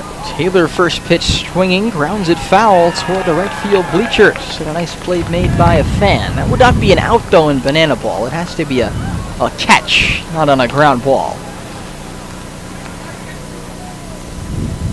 Runners lead from third, second, and first. 0-1. Breaking ball up and away. 1 ball and 1 strike. Jeremiah even with the third base bag. Middle infielders Renwick and Butterworth at double play depth. The first baseman Tyler Cox is in on the grass in front of the runner. Right on left. The 1-1 to Taylor.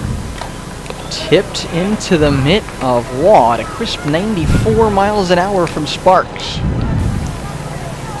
And this is where you really need to strike out as a pitcher right here to just keep the runners right where they're at. And if you're Sparks, that first out, always the hardest one to get. A nod, a set. The 1-2. Caught out at missed strike 3. 95 there from Sparks. Big first out for the Mountaineers in the third. Bases remain loaded. And now it's Greg Bozzo who doubled his first time up. Padilla the runner at third, Livermore the runner at second, they both walked. Rice the runner at first, he singled. SwampBats down 4-0 with 1 out in the bottom of the third inning. Right on right, the first pitch to Bozzo. Foul back, 94 up out of the strike zone. Greg's an aggressive hitter and a very good hitter. But he's behind now, 0-1. He loves to chase the early pitches, and he's been over the fastball more so than most of the Keene SwampBats hitters. It'll be interesting to see what this matchup results. Middle back, corner still in here on the infield for Vermont as Sparks steps off. Nolan Sparks. Now with 61 pitches. The 0-1. Breaking ball swung on and missed. Bozzo is chased twice. That's a good slider though from Sparks. 81 off the outside edge, and it's 0-2 on Greg Bozzo. Yeah, and a lot of spin on that baseball right there from Nolan Sparks. Good stuff. 0-2 on the way. Wave, did he go? Yes, he did, says the first base umpire, Brian Roth. And that's the 6th strikeout for Sparks. So with the bases loaded and no one out, Sparks has got back-to-back strikeouts on the 3 and 4 hitters. And the batter now will be Braden Horton. Horton struck out his first time. Now the Bats need a base hit or a walk to score a run. Bases loaded, 2 outs, 4-0 bottom of the third. First pitch to Horton. strike at the knees at 87 miles an hour. It's 0-1. Padilla at third, Livermore at second, Rice at first. 0-1 on Braden Horton.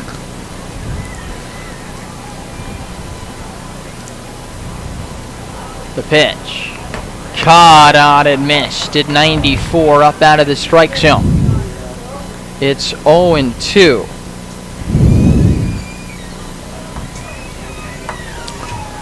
What an impressive job by Sparks. He struck out Vazo on 3 pitches after striking out Taylor.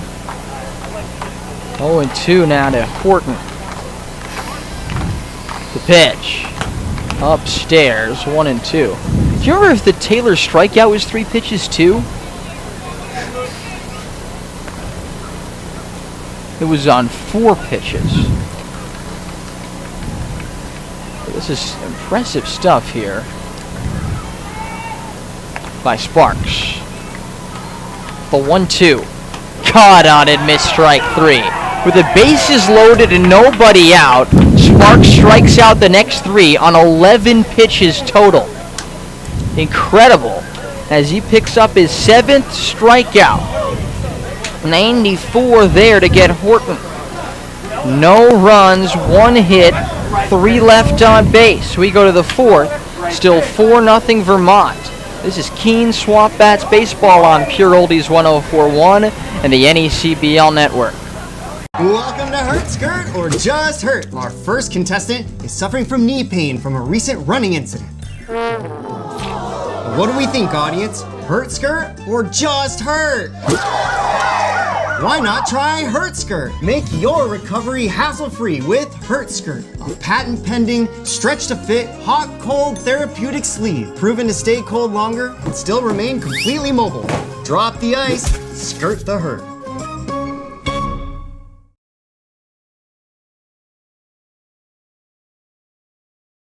Curious about the awesome talent Kelly has? Well, here are some robotics specialists. This group works in telecom on 5G. They work on autonomous vehicles. Those are education professionals. Oh, and system analysts, contact center reps, biologists. There's data scientists, substitute teachers, mechanical engineers, not to mention people who work on-site and off-site. Kelly's got top talent in specialized and emerging skill sets, ready to help your business prepare for what's next.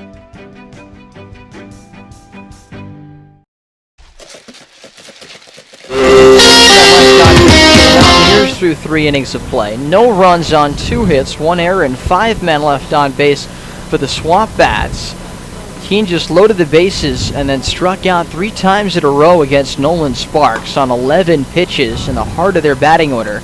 The bottom of the 3rd to keep it at 4-0. James Quinlivan got the final 2 outs in the 3rd inning, replacing Joe Mazza, who in an inning gave up 2 hits, 3 runs, 1 walk, and 1 strikeout. Jonah White, Noah McLean with you. Producer-engineer is Ariana Jones. Producer and director for the NECBL network are Ryan Hearn and Gavin Rigby. And Grant Vojtovich will lead things off for the Mountaineers in the 4th. Here's Noah. Well, thank you very much, Jonah. As we mentioned, a 4-0 lead here for the Vermont Mountaineers, and it'll be Grant Vojtovich to lead things off in the 4th inning, and Vojtovich has to do a little dance move, a little ballerina twist to get out of the way there, as that pitch was well inside to the right fielder today. Vojtovich swings on that pitch and fouls it up towards the backstand there. Again, Vermont 1 run in the 2nd and then 3 in the 3rd, as that gets the outside part of the plate for strike 2. Here to Alumni Field, again, Keene and Vermont in the Northern Division matchup. This is Game 5 between these 2 teams. A season split. The pitch, that's upstairs. Vojtovich checks his swing and holds up there to make the count even at 2 apiece. Vojtovich hitting .224, doesn't have any long balls, but 7 RBIs. As Salvo misses downstairs on that pitch. Or, excuse me, Quinlivan And I'm looking at my game live here, and it's a little disoriented, so my apologies. Got a little distracted as a swing and a miss down there for Vojtovic, his second strikeout. And a good pickup there. Some much-needed defense here in the fourth if you're Keene. The defense looking a little bit different than it may usually here for the Keene SwampBats. A couple of players showing off their versatility here. As Luke Cantwell digs in for the left side and watches that pitch duck downstairs.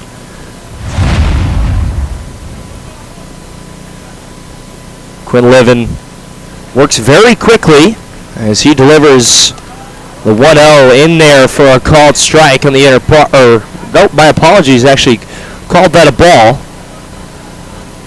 Thought the umpire motioned towards the other direction. They hit 2-0. And that time gets the bottom part of strike at the knees.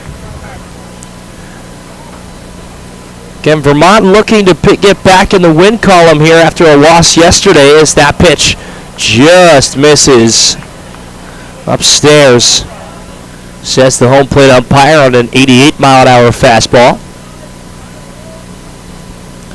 And now the count 3-1 here to Cantwell. Here it is. Upstairs, he walked him. And Luke Cantwell has walked a couple of times here today.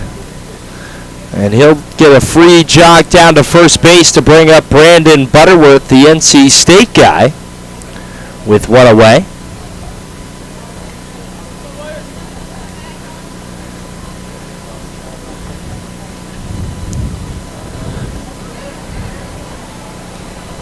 The pitch. Cut on and miss there. 88-mile-an-hour fastball. That one right down the middle. Butterworth is homered today, a 2-run shot. As that one well outside and upstairs. The count going to 1-1. Stripes flush across the top. 1 ball, 1 strike, 1 away.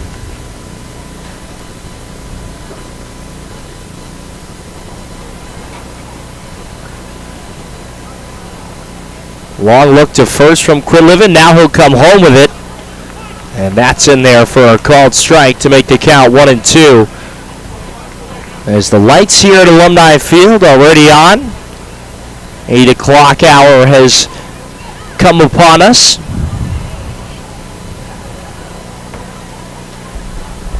Cantwell dancing over there at first, and now the delivery home.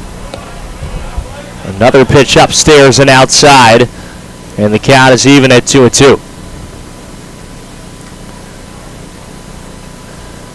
Vermont a couple of road games to start their re-entry into play after a couple of days off at Upper Valley last night. Here at Keene tonight as a swing and a miss from Brandon Butterworth will sit him down on strikes. And 2 outs here as a big strikeout from Quinlivan. That's his second of the inning.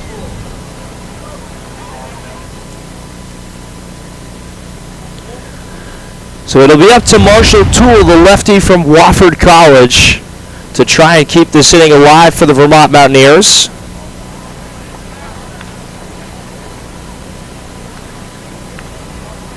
First pitch to him.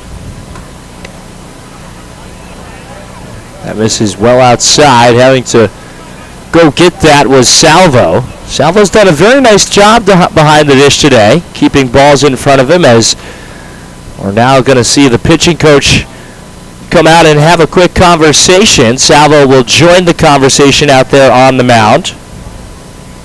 You know, one of the strengths for this SwampBats team is that catching position. Bazo, Owen, and Salvo, all 3 of whom have earned a reputation for showing up early, working hard, and being really good to work with the pitchers and the rest of the team. Yeah, absolutely. I mean, you talk about Bazo tonight also showing it off over there in the infield, and you talked about not having played there for many, many years, but regardless, he's made a couple of nice plays already tonight, and it just really speaks to the level that these guys are able to play. You know, the game of baseball, when it comes down to it, isn't all that hard if you just show up every single day, like you were just saying, Jonah, and he is one that does exactly that. 1-0 foul to the screen. We'll do it at 1-1 here. Toole today 0 for 2, hitting .291 on the season. Has 14 RBIs to his name so far in the NECBL. And the 1-1. That's downstairs to make the count 2-1. Vermont right now the third best team in the NECBL. And how about those Mystic Schooners? How about them? 7 wins in a row for Mystic. Unbelievable. 2-1. Broken bat, third base side. Fielded long throw across the diamond, and Toole gets there. This is going to get away from the first baseman. Eamon Andre is going to hold Luke Cantwell at third, and Marshall Toole is down there to second base. And I believe that will go down as an E5 on the throw to first base to advance the runner. Yeah, you can't really blame Greg Bozzo too much. You know, if you're going to play a new position that you haven't played since middle school, third base is not the easiest. It's one of the hardest, if not the hardest position to play on the diamond, and Greg's got a very good arm, but it's just one of those things where you haven't done it in so long. You know, there's a reason guys go out there day after day after day, take infield, outfield, take ground balls, get used to the throw. It's just not easy for a guy like Bozzo to go in a situation like this as it's ball one down low here to Cox. And Greg Bozzo, my apologies, that one's on me. The broadcaster's jinx was just trying to show him some love, and instead it backfires. 1-0. That misses upstairs to Tyler Cox. But, you know, as you mentioned, third base is arguably one of the hardest positions in the game of baseball. That throw across the diamond is never a gimme. And I get it that some of the best players will make that play look so easy. But it's a hard position. As a cut on and miss there from Cox to make it 2-1. It is, you know, shortstop, second base, and center field are often considered the most important positions for defense because the ball gets hit up the middle so often. But in terms of degree of difficulty on a given play, I think third base is the toughest. 2-1, shown bunt pulled back by Cox, but that's in there for a called strike.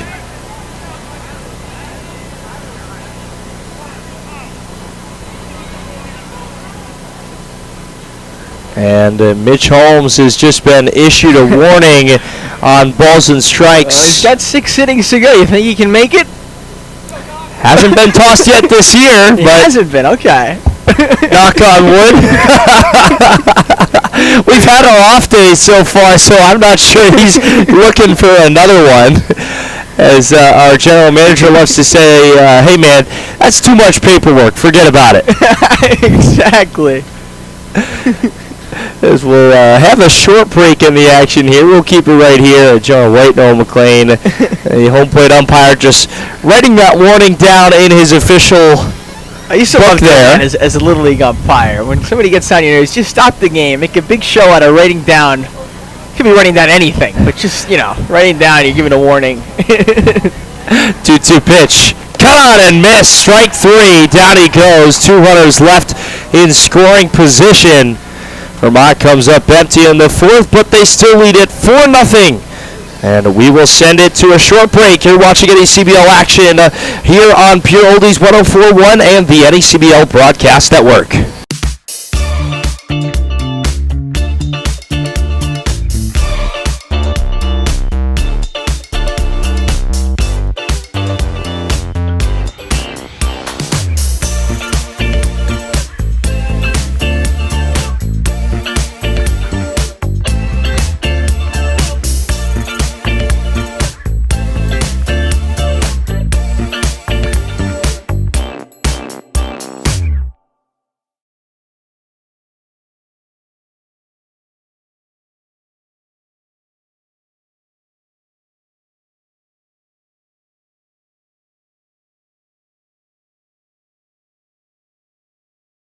At Keene State College, life is an adventure. You'll forge your path forward. As an owl, you'll take on challenges in the classroom, field, court, or track.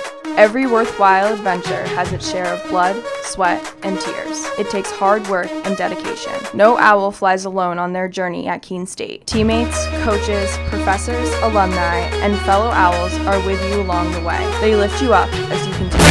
Jonah White rocking with you here on 104.1 Pure Oldies and the NECBL Broadcast Network. 4-0 is the story. Thanks for joining us here on a beautiful night in what we weren't quite expecting to be this beautiful, but we will take this any day of the week as a nice cool night now.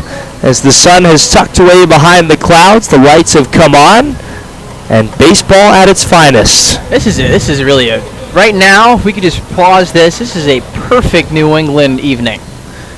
A little overcast, 77 degrees, a little bit breezy. Perfect. It's a great night for a bonfire. It is. I would love to. Baseball game. Oh, yeah, or a baseball game. That works, too. We've got what we've got. Yeah, hey, man, I'm not going to complain about what we've got right now. Nolan Sparks out there for another inning of work as his first pitch. A little chin music there to tell him allure here. 85 at-bats for the guy at the plate this season as that ball chopped third base side, but foul. Blake's a guy who's not going to hit a lot of singles. He takes big swings, strikes out a decent amount, but when he gets into one, it goes a long way. He hit a 400-foot bomb here on Tuesday. Yeah, that'll do it. That's not a Keene home run. That is not. That's a home run just about everywhere. Not at Montpelier, though. A 1-1 pitch is in there for a strike. To dead center. That would have been. To dead center. That would have been a flyout. Yeah. Or at least a rundown ball for T.J. Williams. 1-2. Got him looking. Slams the door.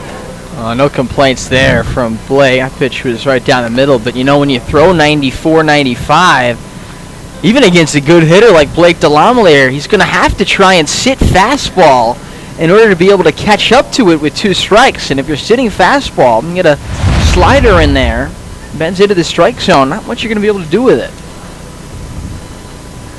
Delamelier said no thanks at that one and just watched it go as a breaking ball misses outside, 78 miles an hour. Sparks has now struck out his last 4 batters. His last 3 before that strikeout came with the bases loaded. As this ball is hit into right field, Vojtovich going back and makes the play on the warning track for out number 2. A good hit ball there for Smith, but comes up a bit short, 307 feet off the bat. Yeah, not going to lie to you, that's the second time Smith has hit it. I thought it was a homer off the bat. Both balls caught in right field by Vojtovich. Well, I'll tell you what, these Mountaineers players, especially in the outfield, have some great range out there. First pitch is in there for a strike from Sparks. As Smith is now 0 for 2 on his day. It'll bring up now Salvo, the catcher. Another off-speed pitch in there for a called strike, and Nolan Sparks working very quickly and very efficiently here. Sparks has got his sign and delivers. Right there! Nolan Sparks says, "How can I help you?" Salvo says, "No thanks, just looking," and slams the door shut. Stores closed for the business day. And a nice job there for Nolan Sparks as he continues to rack up the Ks. Vermont leading 4-0. We'll send it to the top of the 5th here. NECBL action on Pure Oldies 104.1 and the NECBL Broadcast Network. Welcome to Hurt Skirt or Just Hurt. Our first contestant is suffering from knee pain from a recent running incident. What do we think, audience? Hurt Skirt or Just Hurt? Why not try HurtSkirt? Make your recovery hassle-free with HurtSkirt, a patent-pending, stretch-to-fit, hot-cold therapeutic sleeve, proven to stay cold longer and still remain completely mobile. Drop the ice, skirt the hurt.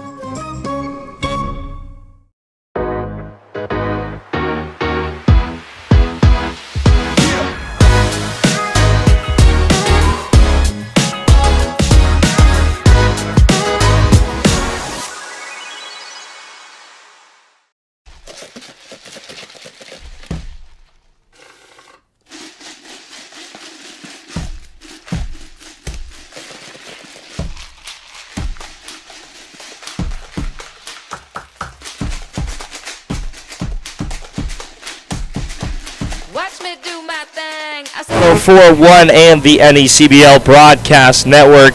And how about Nolan Sparks? He has just been a strikeout machine as he has worked himself through 4 shutout innings.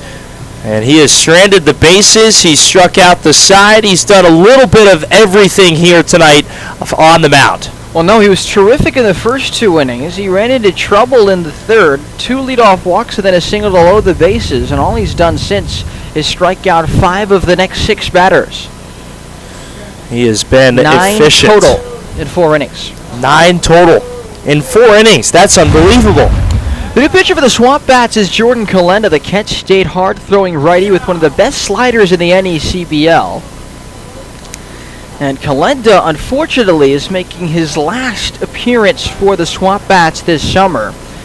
He'll be shut down after this planned outing, as he deals ball 1 to Waugh with a 4-0 Mountaineer lead here in the 5th inning.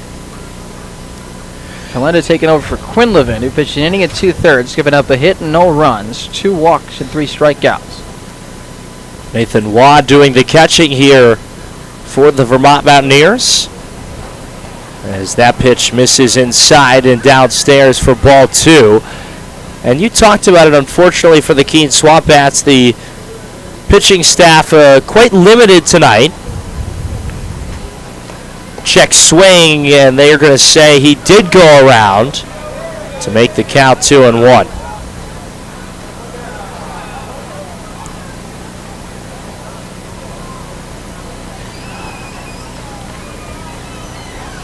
As here's the 2-1 pitch. Just missing off the outside edge. Kalenda here, as you mentioned, in his last inning, or last outing, my apologies, of the summer. 3-1, little liner over the head of the center fielder. And Nathan Waugh is going to try for second, and that's going to get over the head of the cutoff man, as Smith has maybe spent a little too many minutes over with the dumbbells, and he just overthrew that baseball by a mile. My goodness. Smith is a powerful guy out there at center field. He had the right idea there. It would have taken a strong throw to get Waugh, and he made a strong throw that Waugh had to duck as he ran towards second base. And forget a throw from center field. I want to know his arm workout. As that pitch in there for a strike to Jace Jeremiah with nobody out, and Nathan Waugh at second now in scoring position. And a bit of an odd play, though. Smith, it looked like he was having trouble finding that baseball in center field. We'll get to more of that in just a moment. The 0-1 is in there for a called strike. Jeremiah quickly down 0-2, but Smith kind of stopped for a moment and then realized that ball was going to keep going. That ball had a lot of carry to it. And then by the time he realized it was going to keep going, it was well over his head and all the way to the wall. 0-2 pitch. Swinging a foul tip right into the mitt. And down goes Jace Jeremiah on 3 pitches for the first out. That's that nasty slider by Kalenda, one of the best sliders in the NECBL. And the main reason why Jordan Kalenda is a future draft prospect, future pro prospect for sure, Jordan Kalenda. With that slider that's got some of the highest spin rate in the NECBL. And just going back to your point, as it's strike one on Renwick, the 9-hitter. I think Smith has played such a good center field this summer. I would give him the benefit of the doubt on a play like that, especially in straightaway center field. A ball hit straight at you. It's not easy to read off the bat. No discredit to Smith at all there. 0-1 misses downstairs, and you're absolutely right. Smith has had a fantastic summer here in Keene. He's done a great job in the outfield. Been a very regular guy out there. As the stripes flush across the top once again here. 1 ball, 1 strike, 1 away, 1 on. That ball ducks downstairs to Jack Renwick, who wears that softball mask on his helmet, and unfortunately that's due to a couple of instances where he had baseballs headed too close there, and even one that ran inside and got him on the face as a swing and a miss there. So if you're ever wondering why Jack Renwick wears that softball mask, he's got good reason to, because if you ever take a baseball off the face, which I'm lucky to say I have not. Yeah, I'm lucky as well. Yeah, that's not a good feeling, I can imagine. No, I certainly don't blame him for wearing that. I think if I was standing up there against 90-mile-an-hour heat, I'd want as much protection as I could get. Put me in full catcher's gear. Yeah. That pitch missed downstairs to even, or rather, make the count 3-2 here, as we're going to get a full count worked by Renwick. With 1 away and a runner in scoring position. The pitch. Upstairs, he walked him. A 1-out walk issued, and now runners on first and second here to bring up the leadoff man, TJ Williams. Williams sports the best helmet in the NECBL. No arguments. I won't hear him. Oh, wow. That gold helmet is fantastic. And I'll tell you what, under that helmet is one of the best personalities I think I've ever met in the NECBL. TJ Williams, truly a fantastic guy. I've had the pleasure of really getting to know him this summer, and that's somebody I can say I'll stay in touch with for a long time. Williams hits this one into center field. Smith, it's over his head again. Nathan Waugh is going to truck home. They're going to wave the next runner, Renwick, or rather stop him there. Originally the sign was to send him, but Eamon Andre thought differently of it and stops him at third. But the big man, Nathan Waugh, comes home for the 5th Vermont run, and TJ Williams, with that Notre Dame gold helmet, delivers an RBI double. Great piece of hitting there. And that time, Smith had no chance at that baseball, as it just was lined well over his head. And again, getting down off the wall. Yeah, drilled RBI double for Williams, his 13th RBI.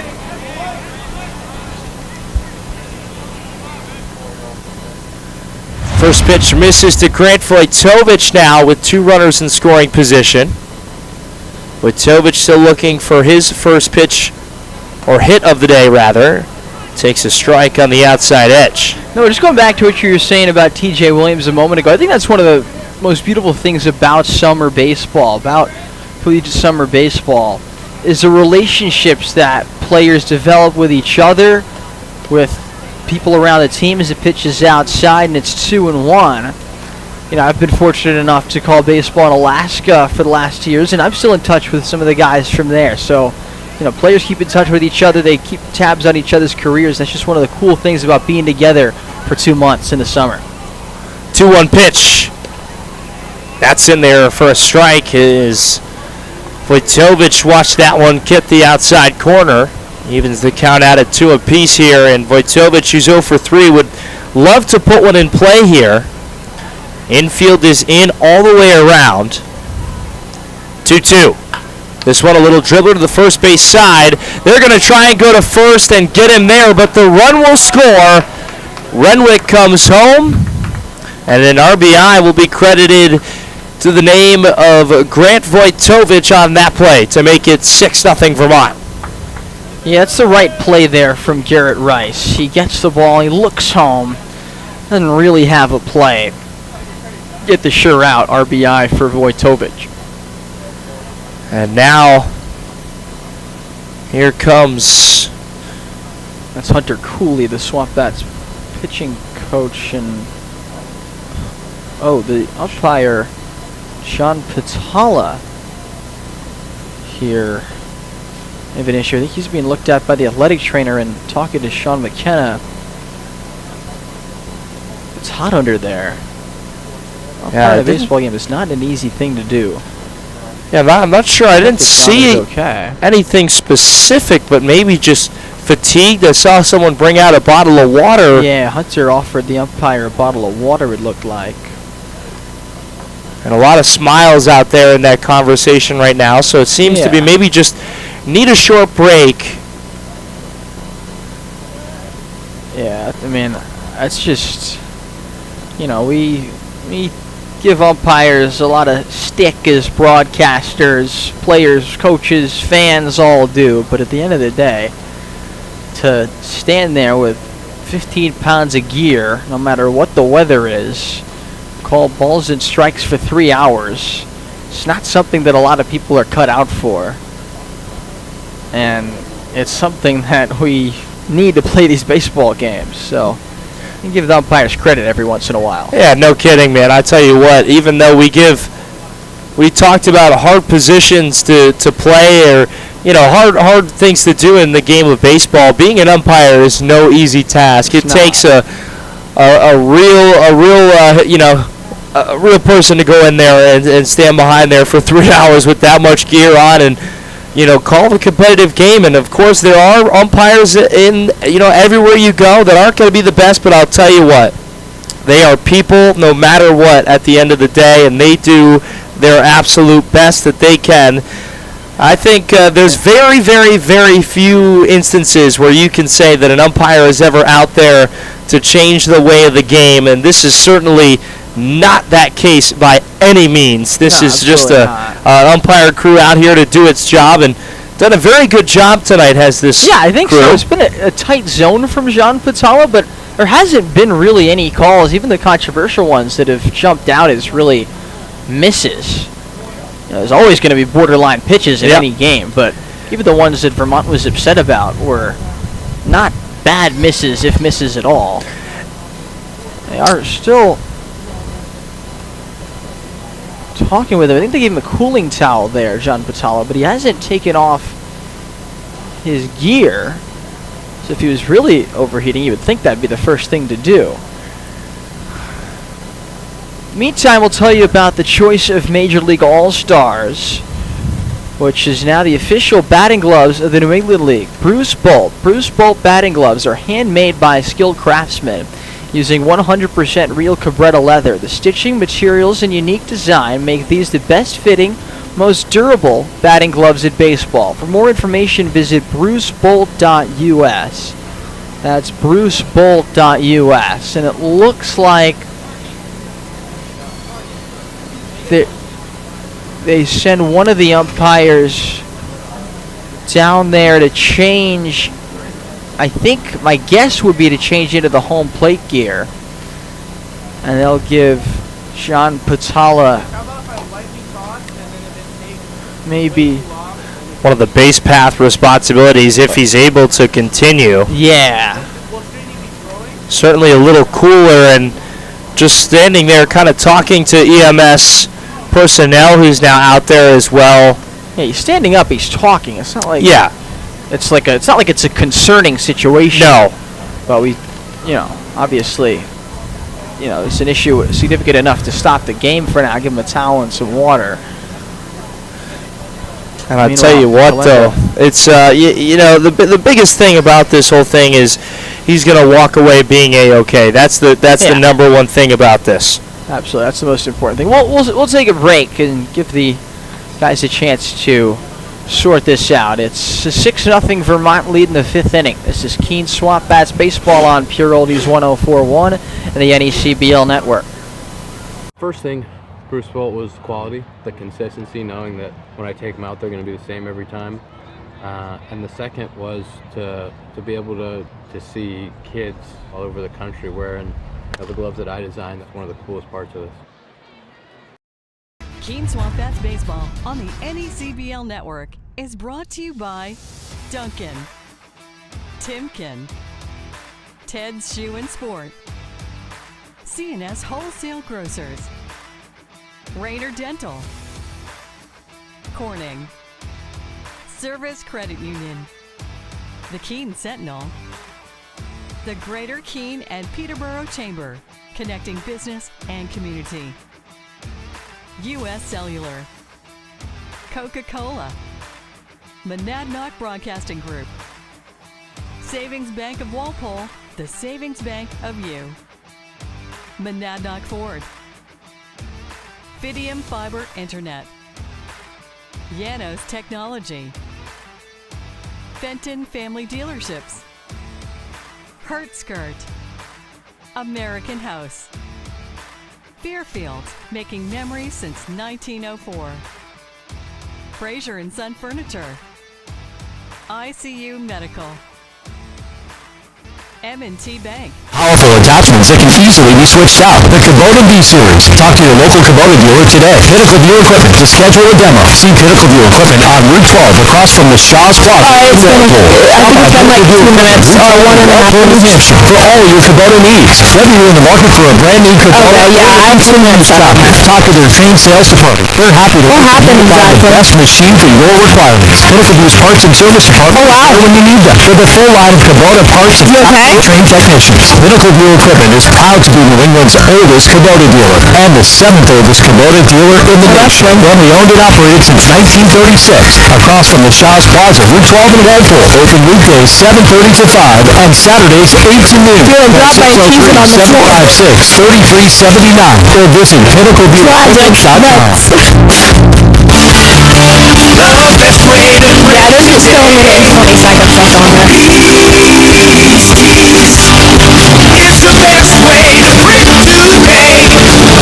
The umpire doing a little bit better? Hey, this is Tim.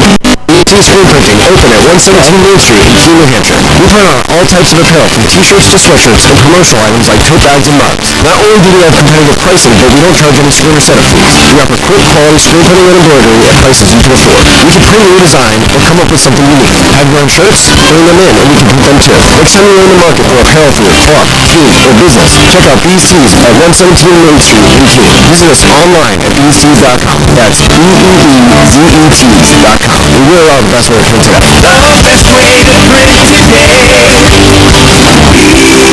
Bees Tees.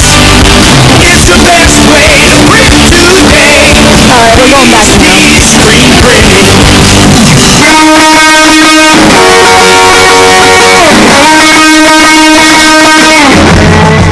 Welcome back. Shona White, Noah McLean with you. Alumni Field in Keene. The home plate umpire, John Pizzala, is dealing with dehydration, is the word we're getting. And he's still dressed in his home plate gear. But one of the other umpires, the third base umpire, Phil Levesque, has gone in to change into his home plate gear. I've seen this happen before. Unfortunately, it does happen from time to time. Whether it's dehydration, overheating, umpire gets dinged by a foul ball. We've seen umpires sometimes have to go and change in the middle of games, and usually it takes about 10 to 15 minutes. It's a lot of gear. You got to go back to his car, grab his home plate gear, put it on, leg guard, chest protector, all that stuff. Probably want to put on a cup as well. Might want to do that. Now, I'll tell you what, I got to go back to a conversation or a comment that you had earlier about writing down a warning during a Little League game. Have you given a coach a warning before in a Little League game? Oh, many times. Wow. You are... That is unbelievable. They probably deserved. They probably deserved it. They probably deserved it. But because here's the only reason I say that. Knowing you, I know that the warning was absolutely valid. Because I know that you are a fantastic human being. I appreciate that. It's more of an unbelievable thing to think that a little league coach would get a warning with those little kids. I got. You want stories? I got stories. Lay it on them. we got a break. We got time to kill. I want to hear the Jonah White umpire little league warning stories. I'll skip the ones about me making mistakes. It's a good amount of those. But we'll have to come back to that at another point. Let's see. I mean, this is my job throughout high school. On the weekends, I'd go out there for 6, 8, 10 hours, umpire game after game after game, walk after walkathon after walkathon. It's rec league, 10U, whatever. And you get coaches. 90% of the time they're good. They're very nice, and they're just there to help their kids. But every once in a while, you get the coach just had a rough week, or he's just a jerk. Bad day at work. Exactly. and who better to take it out on it? The umpire at the Little League game that night.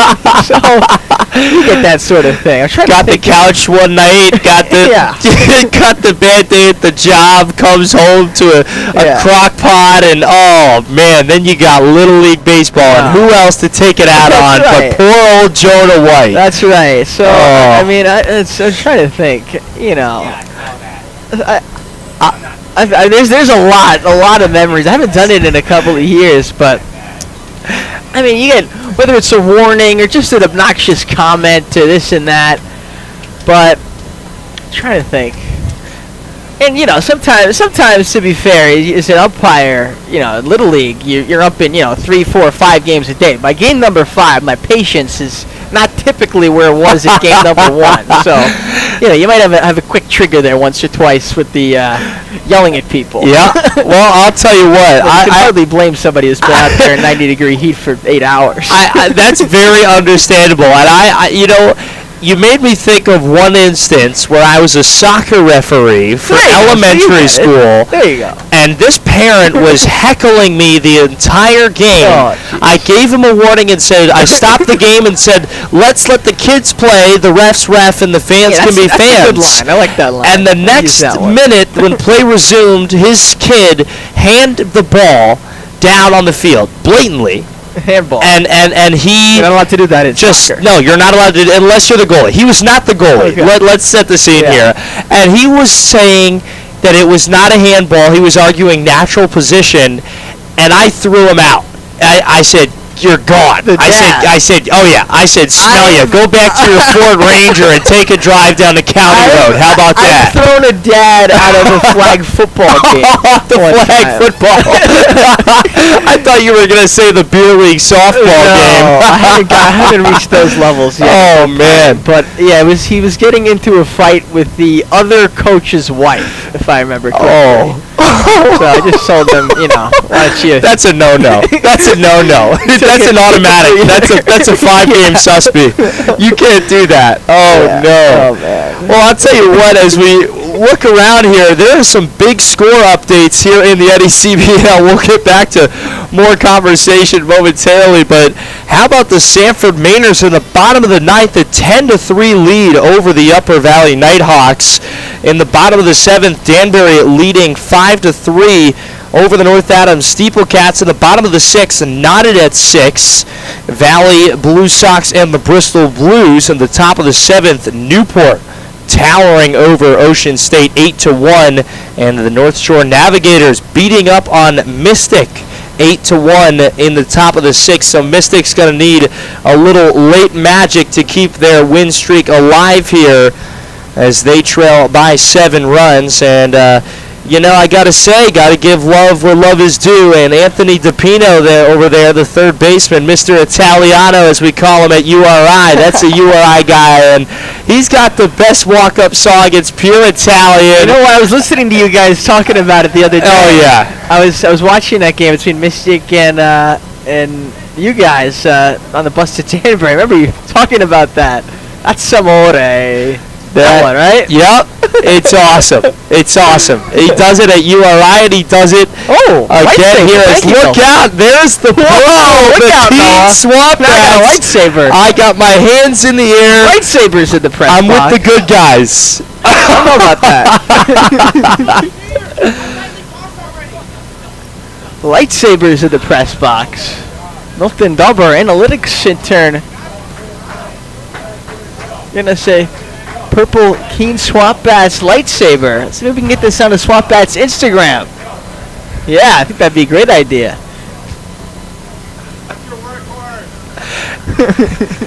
That first picture we might not want to put up there. I'll tell you what I did later, but photobomb opportunity. I had to get you one time. Yeah, that's fair. Man. Always for a good photobomb. All right, so we're ready to go. Hope we didn't get on your nerves too much in those last 15 minutes.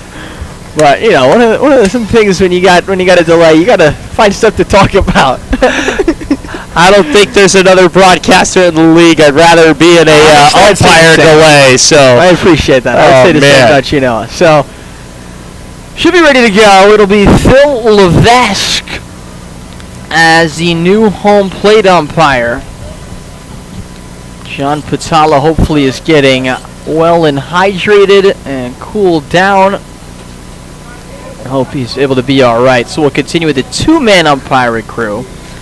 Phil Levesque behind the plate and Brian Roth on the bases. There's a runner at third with 2 outs at 6-0 Vermont. As Luke Cantwell is in there, and how about that strike call? Heard that one all around the ballpark. Wow, holy smokes. TJ Williams is the runner at third. Cantwell, I like this strike call. takes a call. It's hard to miss. There's going to be no question if it's balls or strikes here. That's right. Good for you, Phil. 0-2 pitch. This one chopped first base side. Cantwell is going to hustle. Look out! It gets away from him. Off the glove of Rice. Cantwell reaches. Williams scores at 7-0 Vermont. And right back to the action are the Vermont Mountaineers. Yeah, they're picking up where they left off. Putting the ball in play, making things happen. That's going to be scored an infield single and an RBI for Luke Cantwell, who's now been aboard in 4 of the 5 innings so far. He's 1 for 1 with 3 walks. So now with 2 outs, it'll be Brandon Butterworth, who is knocked off of his spot on the right side batter's box for ball 1. Saw him do a little 1-2-3 step right there. That pitch missing upstairs, the count going to 2-0.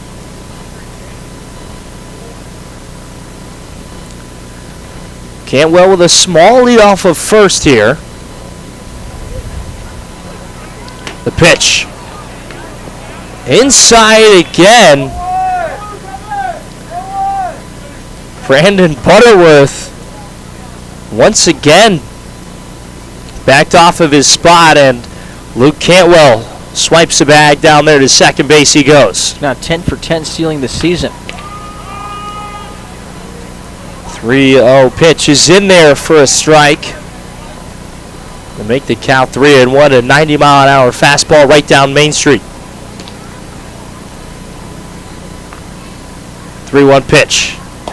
That's downstairs, and a 5-pitch walk will send Brandon Butterworth down to first base with 2 outs, and now the 2-out magic, I've called it this season, have moved away from a rally call and just called it magic because the amount of runs and productivity that the Vermont Mountaineers have been able to come with here with 2 outs this season has been unbelievable.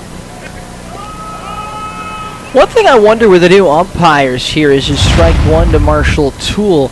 I wonder if John Patala told Phil Levesque, "Hey Phil, I got a tight zone. I'm calling, knees to the chest as the pitch is low 1-1.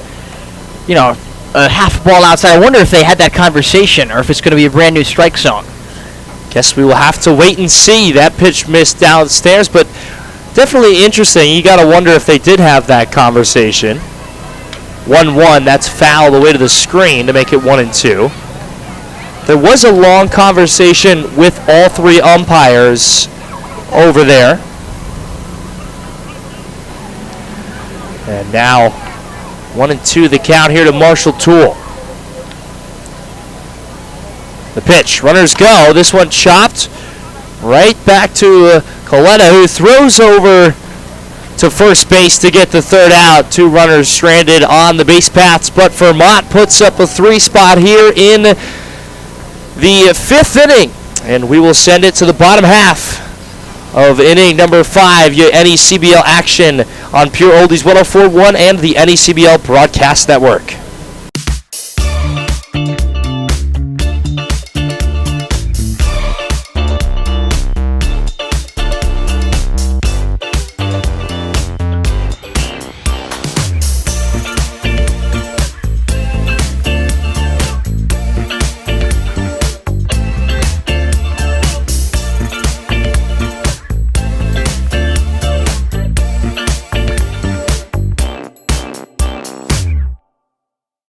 First thing, Bruce felt was quality, the consistency, knowing that when I take them out, they're going to be the same every time. And the second was to be able to see kids all over the country wearing the gloves that I designed. That's one of the coolest parts of this.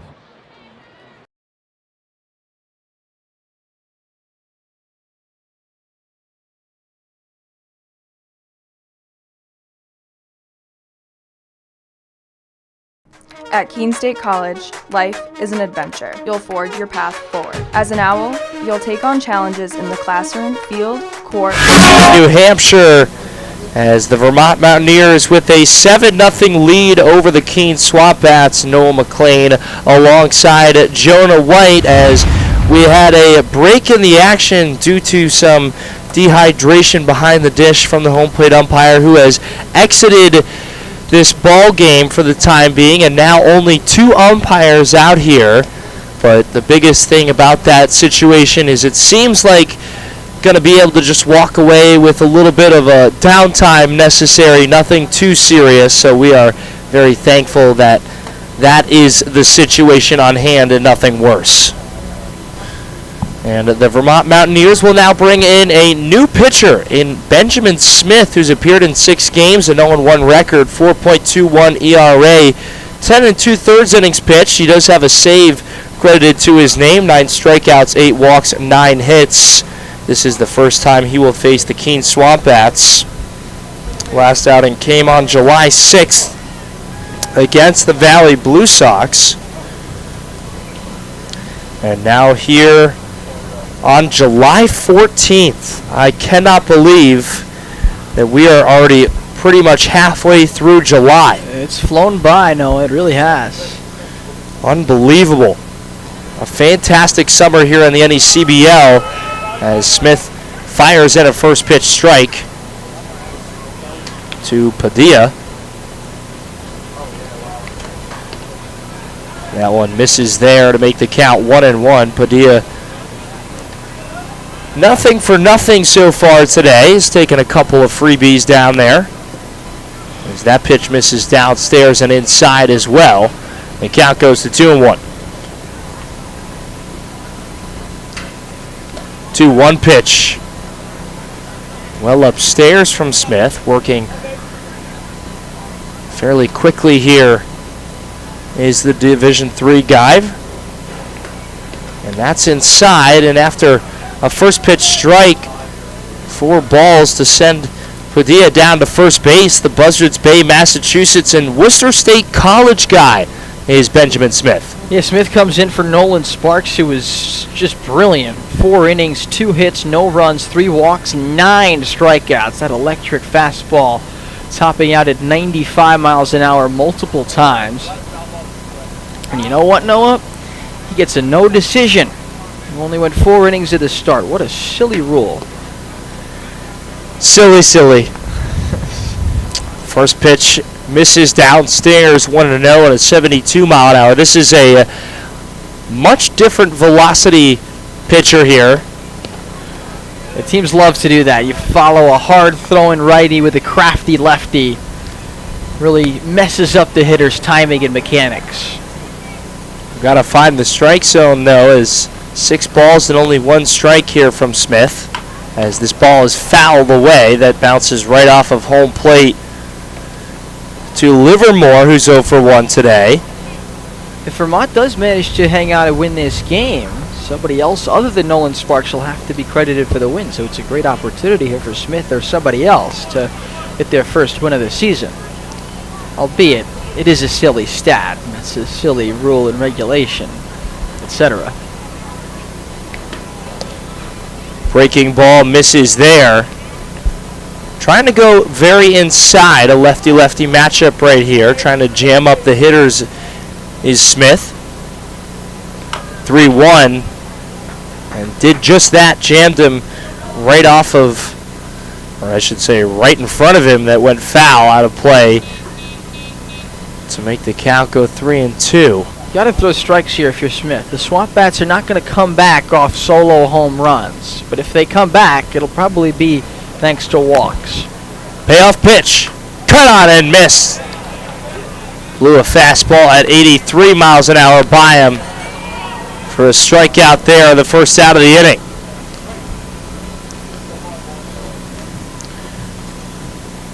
Great job there by Benjamin Smith to work his way back and get the first out there. And you're absolutely right, Jonah. I think that it really would be just if Vermont's pitching takes a downfall here, that would allow Keene to get back into this game. As now another called strike on the outer part of the zone for Garrett Rice, who swings and misses at an 84 mile an hour fastball up in the zone. Rice playing first base, his very normal spot over there, usually very reliable. 0-2 fouled away. Unfortunately for Rice, made a little bobble there in the last half inning that allowed TJ Williams to reach and Jack Renwick to come around to score.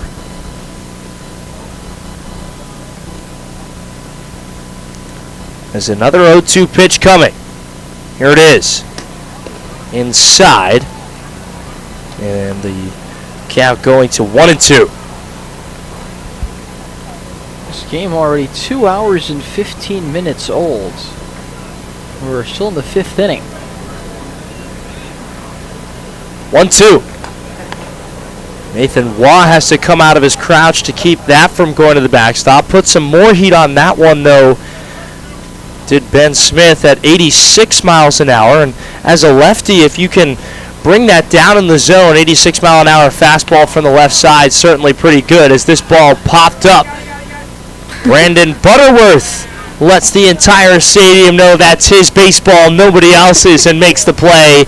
We could hear him here up in the broadcast booth, even with the headsets on. some of the guys down below us in the Vermont dugout were mocking him a little bit, but that's good. That's what you're supposed to do out there. You want the whole stadium to know you've got it. Oh, yeah. I always tell my campers, if the lifeguards over at the pool can't hear you, that's right, you're going to be running. I don't care if it's 8 in the morning. Good job, Coach Noah. That pitch misses inside to Taylor, who's 0 for 2 today.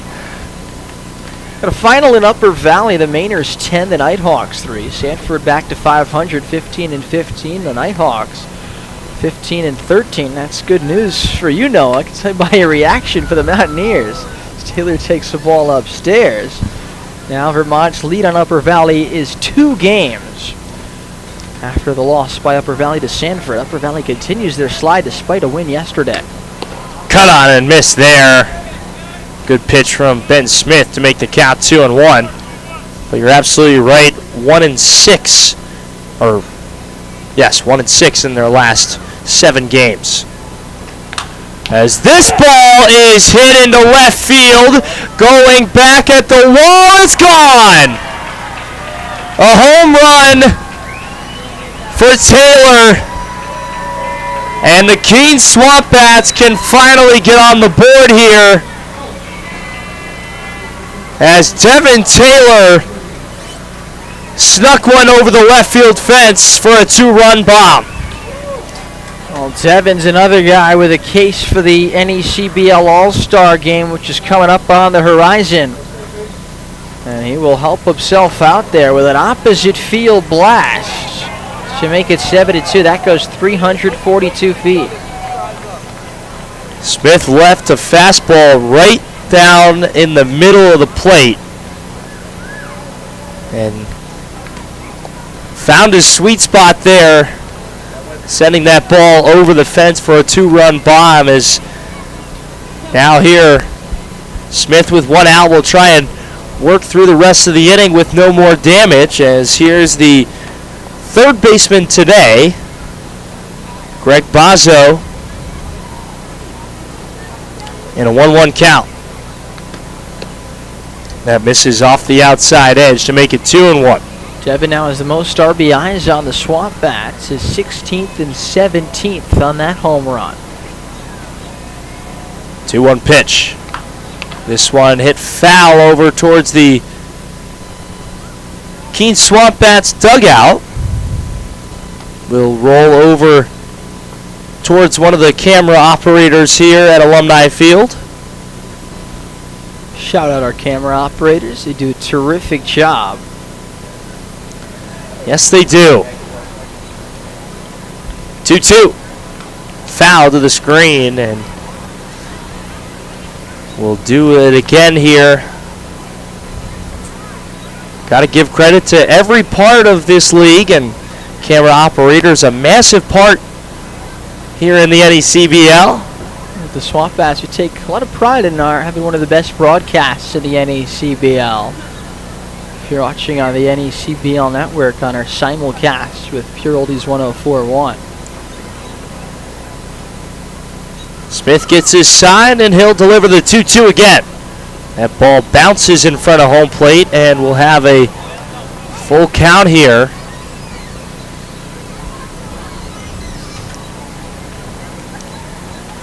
Bozzo 1 for 2 today, had that double to start off the inning earlier in this contest.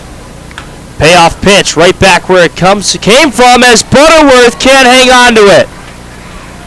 It was right at Brandon Butterworth at second base. He went to scoop it and he just pushed it forward. And that's going to go down there as an E4.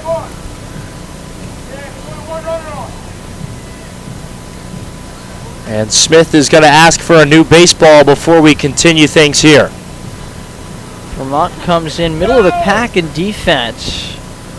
Tied for 6th in the league. That's their 37th error of the season, made just now by Butterworth. It's a softly hit ball, just trying to get it into his glove on the run, and it just popped in and out. And I think they're saying there is 2 outs. The scoreboard perhaps not correct, as there is 2 outs, and everybody in the infield was talking about it, and Sean McKenna was signaling to his runner over there at first base saying, hey, make sure you know there is 2 outs. Could have tried to pull a fast one on the umpire, maybe. Yeah. As that pitch right there again on a off speed at 75 miles an hour. Smith quickly working ahead 0-2.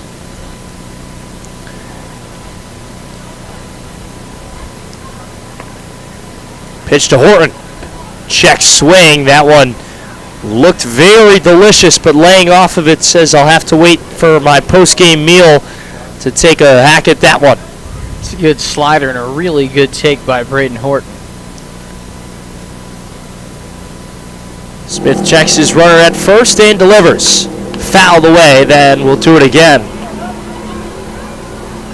Couple of good takes and battle swings here from Horton, who's 0 for 2 today, but trying to keep his offense alive here on the bottom of the 5th.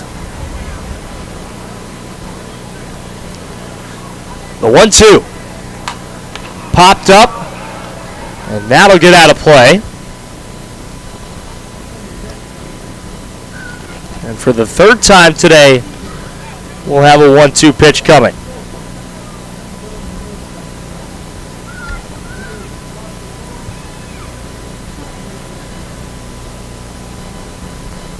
Smith with a long look in. He's got his sign and delivers. Off the plate, 2-2. Deuces wild. 2 balls, 2 strikes, 2 away.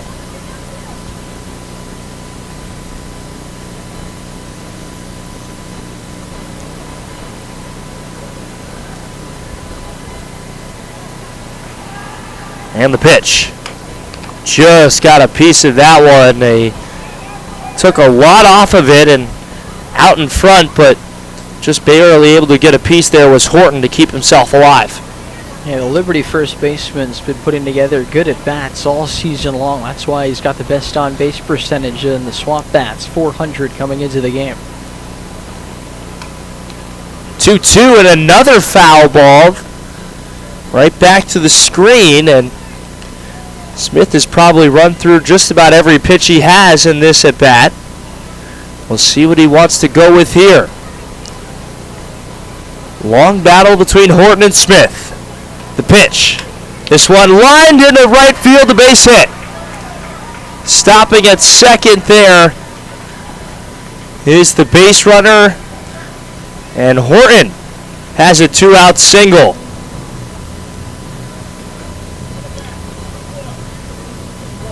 Well, another big hit here from Blake DeLavalier, and you really are right back into the game here if you had the SwampBats. Absolutely, is now only down 5 runs and 2 runners on with 2 out.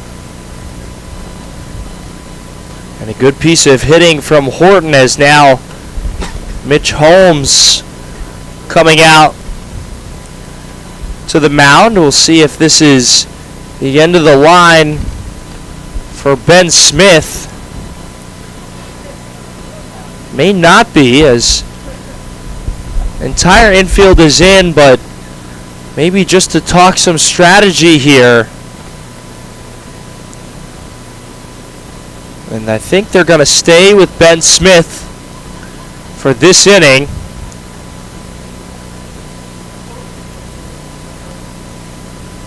There's a long conversation on the mound between the entire infield and the manager here, Mitch Holmes, and that meeting broken up by the home plate umpire, the new home plate umpire, I should say. Yeah, they've got Aiden Riss warming up in the bullpen, a senior from Bard College, warming up for the Mountaineers. But Smith is going to stay on here to face DeLavalier.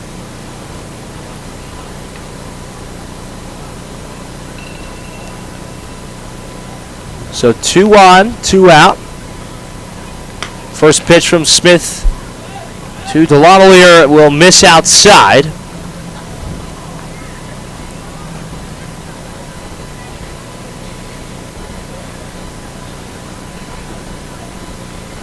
And the 1-0 fouled away. DeLavalier 0 for 1 today. As we mentioned, one of the most consistent bats in this Keene SwampBat lineup.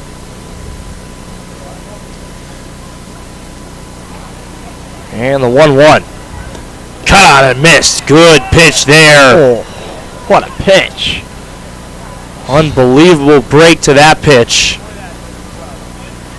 from Ben Smith, and he works himself ahead.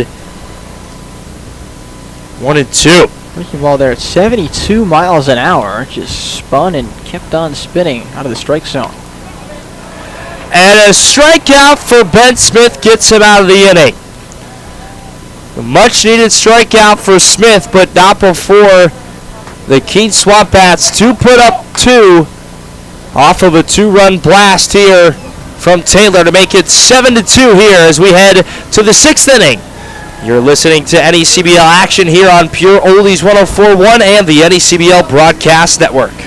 Keene SwampBats Baseball on the NECBL Network is is brought to you by Duncan, Timken, Ted's Shoe and Sport, C&S Wholesale Grocers, Raider Dental, Corning, Service Credit Union, the Keene Sentinel, the Greater Keene and Peterborough Chamber, connecting business and community, U.S. Cellular, Coca-Cola, Monadnock Broadcasting Group, Savings Bank of Walpole, the Savings Bank of you, Monadnock Ford, Fidium Fiber Internet, Yanos Technology, Fenton Family Dealerships, Hertskirt, American House, Fairfield, making memories since 1904, Fraser & Son Furniture, ICU Medical, M&T Bank, Mascoma Bank, True Rest, NECBL Broadcast Network. Noah McLean, Jonah White rocking with you here above the diamond as we are in a 7-2 ball game. The Keene SwampBats finally get a couple of runs there, much needed from that Keene offense that had been quiet for the first four, but in the fifth, put up 2 runs and cut the Vermont lead to 5 here. And they are going to need some quick innings from their pitchers here if they want to stay competitive, as Vermont will send the leadoff man, Tyler Cox, leadoff man of this inning. It'll be Cox, Waugh, and Jeremiah. Those are the 3 guaranteed here in the 6th.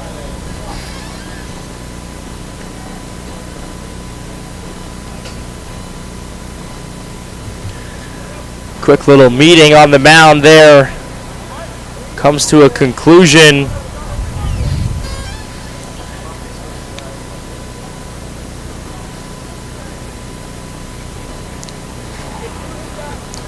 As Cox is ready to go, and he takes a first pitch strike on the inside corner.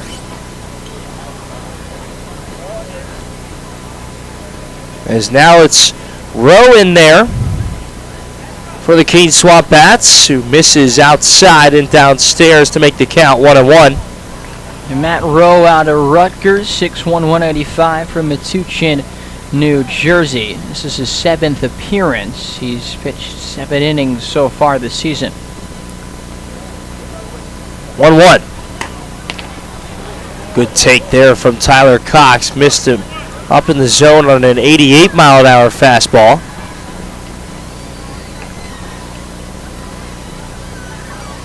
Two balls and a strike. And that'll even it right back out at 2-2. Well, with the fastball again, got the bottom half of the zone at the knees.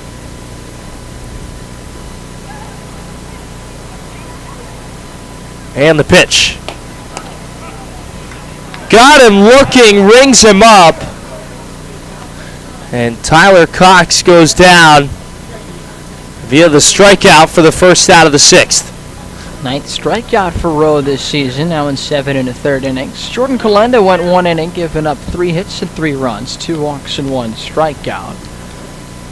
Final time this season we'll see Kalenda in a SwampBats uniform. He gets shut down on an innings limit. First pitch misses inside to Nathan Waugh. Waugh sporting his big red Cornell helmet here, as that one missing downstairs. Where's that all red catching gear when he's behind the dish? 1 for 3 on his day. Rowe looks, sets, delivers, and the 2-0 is chopped foul out of play.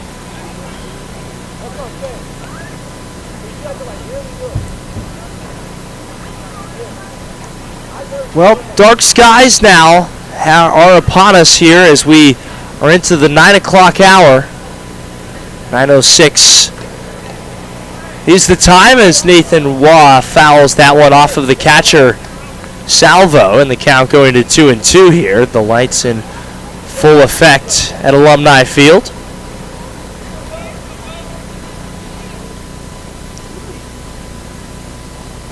And here's the 2-2. That one missing way outside and gets all the way past salvo to the backstop. But nobody on the base paths to have that pitch matter too much. So the count will just go full here. The payoff pitch. Swing and a miss, struck him out. 2 strikeouts here in the 6th for Rowe as he has come up hot.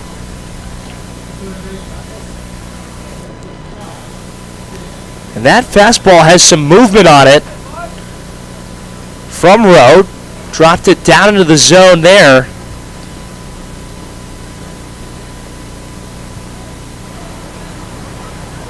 As here's Jace Jeremiah who takes ball 1 downstairs. Jeremiah sporting the double 5s on his jersey all season long.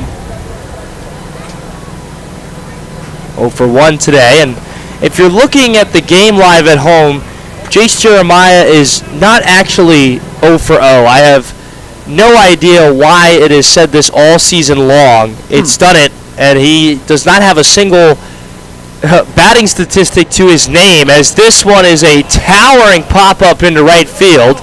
Taylor over there to make the play, and a good morning, good afternoon, good night inning for the Vermont Mountaineers. We'll send it to the bottom half of the 6th when we come back. Still Vermont ahead 7-2 over the Keene SwampBats on Pure Oldies 104.1 and the NECBL Broadcast Network. Welcome to Hurt Skirt or Just Hurt. Our first contestant is suffering from knee pain from a recent running incident. What do we think, audience? Hurt Skirt or Just Hurt?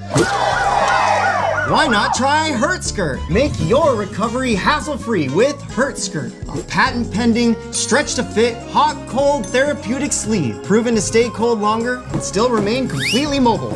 Drop the ice, skirt the hurt.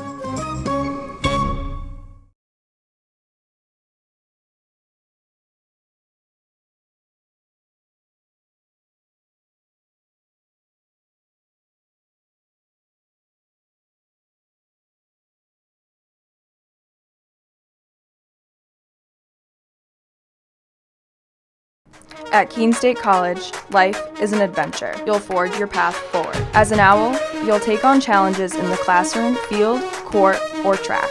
Every worthwhile adventure has its share of blood, sweat, and tears. It takes hard work and dedication. No owl flies alone on their journey at Keene State. Teammates, coaches, professors, alumni, and fellow owls are with you along the way. They lift you up as you continue forward. When you're part of Owl Nation, you become the person you truly want to be.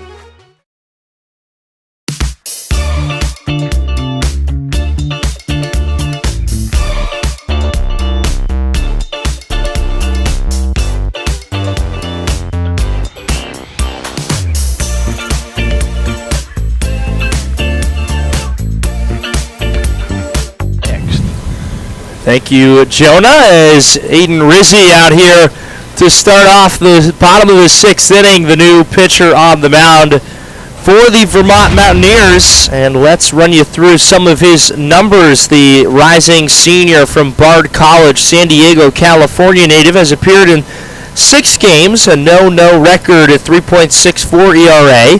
Does have a save to his record, 12 1/3 innings pitched, 5 strikeouts, 8 walks, 11 hits.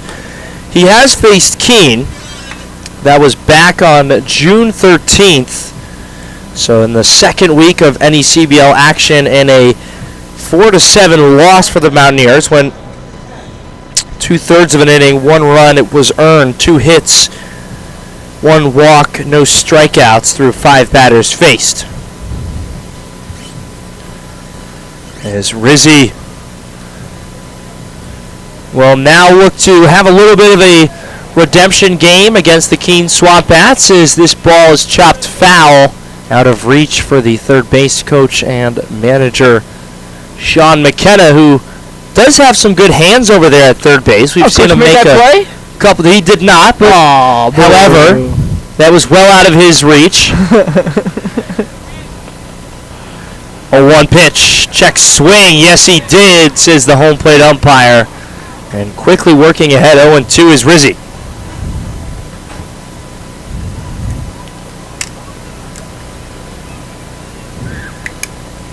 Oh, 2 pitch. Chop foul. We'll do it again.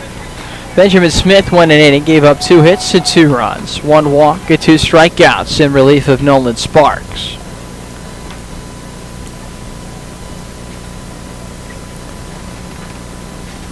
Smith awaits. Rizzi delivers and strikes him out. Great pitch there from Aiden Rizzi. And that's the first out here in the bottom half of the 6th. Smith now 0 for 3 on his day, as that'll bring up Salvo, the catcher here tonight, as that pitch misses downstairs for a ball.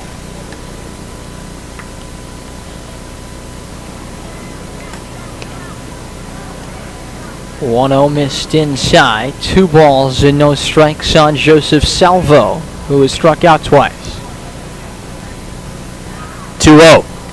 That's downstairs. And 3-0 here the count.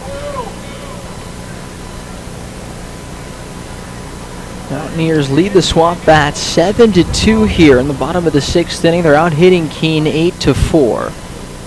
So they try to win the first road game in the 5th game of this season series. The home team has won the first 4.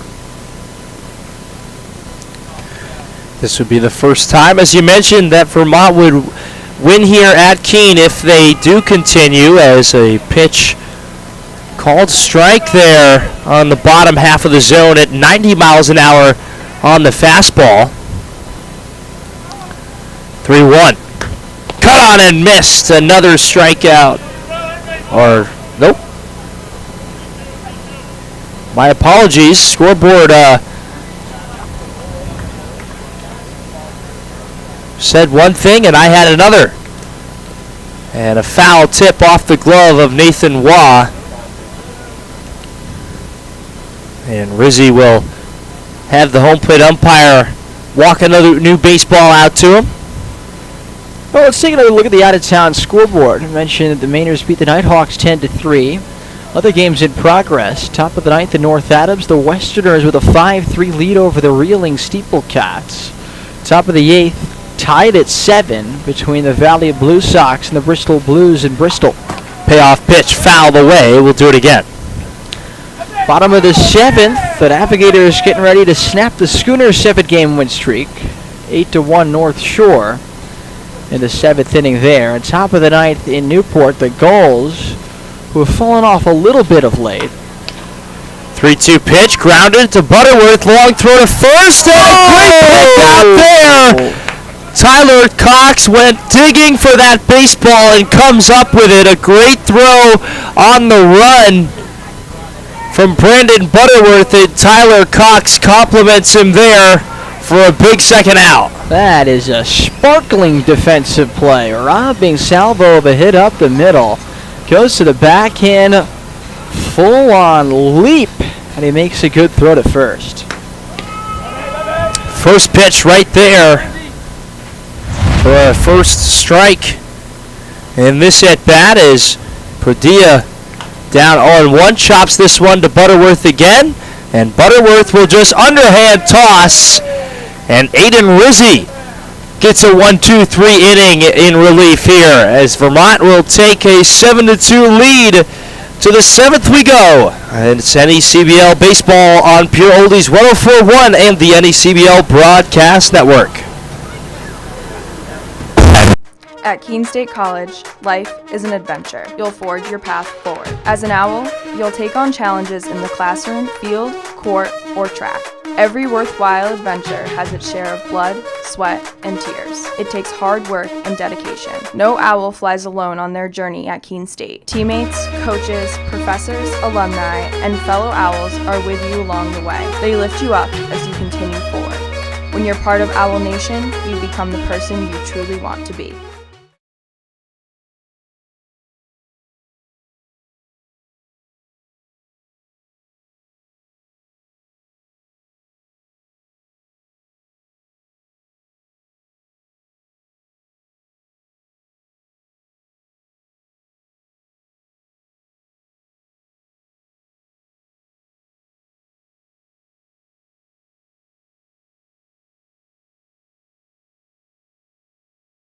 Your next Ford is waiting at Monadnock Ford. Right now, get a great offer like this on your next new Ford. See these offers and more at MonadnockFord.com. Monadnock Ford. 7-2 over the Keene SwampBats, as they have been in command pretty much all night long. They'll try and keep it going here as they come up with the bats, and I will turn it over to your regular voice of the Keene SwampBats, my partner in crime, Jonah White, will take you the rest of the way. Thank you very much, Noah McLean.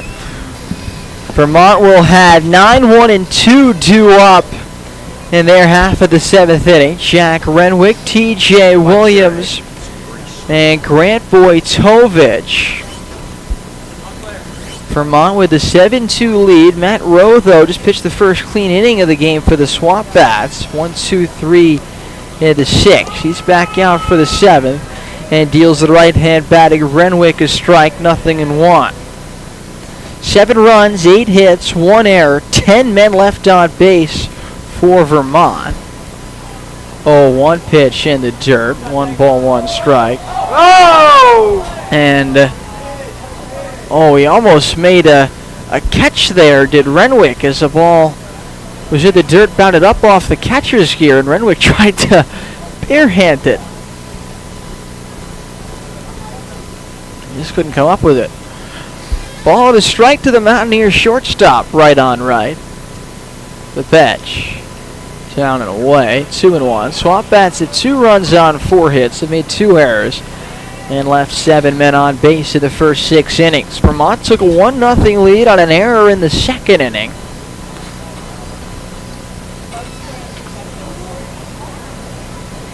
Two-1 pitch. Fouled off of the lower leg of Renwick, and it's 2-2. We'll try and walk that off. Vermont then made it 3-0 on a Brennan Butterworth 2-run homer in the 3rd. Made it 4-0 on a Jack Renwick RBI single. SwampBats had the bases loaded and nobody out against the starter Nolan Sparks at the bottom of the 3rd. But Sparks had struck out the next 3 batters on 11 pitches total. 3, 4, and 5 hitters in the SwampBats batting line. That really feels like, to me, the big moment in this game. Renwick. It's a foul ball. One hit him in the box, I think, again, and it's still 2-2. Vermont then extended the lead further in the top of the 5th. T.J. Williams double, Grant Wojtovich ground out, a Luke Cantwell single, all driving home runs.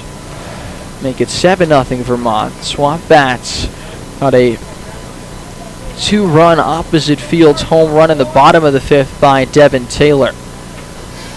Make it 7-2 here in the 7th. The 2-2. And the dirt. It's 3-2 on Renwick. Yeah, that would look like it took a tough hop and hit salvo where there was no protection, but wore that one like a champ. 3-2 on Jack Renwick. Row set. Works from the stretch, middle of the rubber. 3-2. Is drilled foul. Drill foul. 94 off the bat.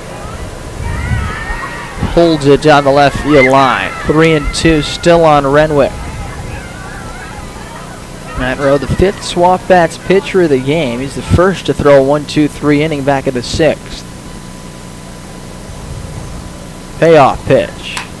Drill toward left, down the line. It's down into the corner. It's going to go to the wall. Delamely will pick it up as Renwick pulls into second base. He's got a leadoff double for Vermont in the 7th inning. 3rd time aboard for Renwick on 2 hits and a walk. That'll bring things back to the top of the order in T.J. Williams.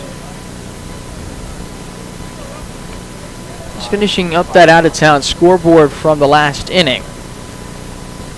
And it's actually a final score now. Newport 11, Ocean State 3. Goals started off the season 17-3. Cooled off. They went 5-5 in their last 10 games. pitch is outside. And it's 1-0 on T.J. Williams.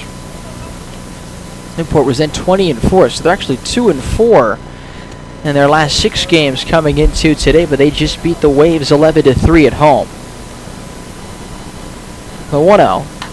Popped up, mile high, foul ground near the first base side. Rowe has to avoid the runner, slides, and he makes the catch! A wedge jam by the pitcher! Nice play! Matt Rowe had to contend with a runner running up the first baseline, and Williams didn't get any catch from his first base, any help from his first baseman or his catcher. And so Rowe had to slide and make the play himself, which he did. Really nice play by the pitcher. Something you don't see very often. Who says pitchers aren't athletes? That's right, Matt Rowe. So 1 out, and the batter is Grant Vojtovich. And he swings over a breaking ball, 0-1. That Newport Ocean State result is good for the SwampBats. Newport improves to 23-8. More importantly for Keene, Ocean State drops to 15-17-1. That means the SwampBats won't lose ground on them in the playoff race, even if they don't come back to win this game. 0-1 pitch. Breaking ball swung on and missed way out in front of it, and it's 0-2. Sanford's win means Sanford gains a full game on the SwampBats today if the SwampBats lose this one. But Ocean State was the 7 seed coming in with a similar record to the Mainers. Rowe steps off. But it means that for the moment, Keene is now within 2.5 games of a playoff spot. If they lose today, they'll go back to 3 games where it was at the start of play. That pitch down and away. 1-2 the count on Vojtovich, who is 0 for 4, but he drove in a run with a ground out his last time. Vojtovich, the only Mountaineer not to be on base today.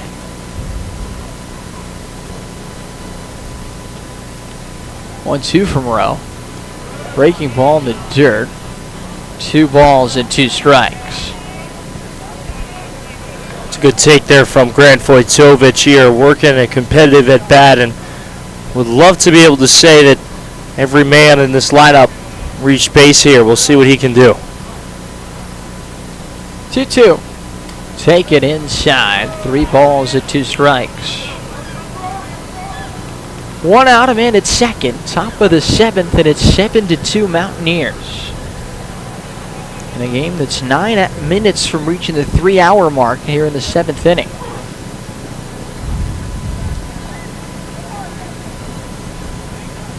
The 3-2. Taken down and away, ball 4. That's the 9th walk for the Mountaineers in this ball game.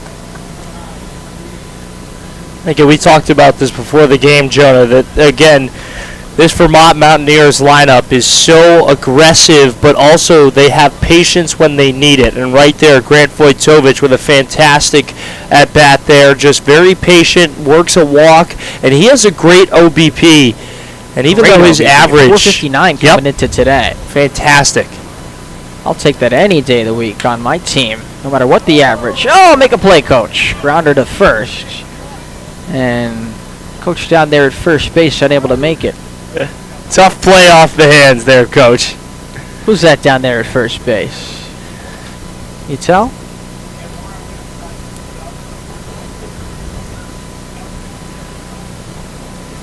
Oh, 1 pitch. Outside. 1-1.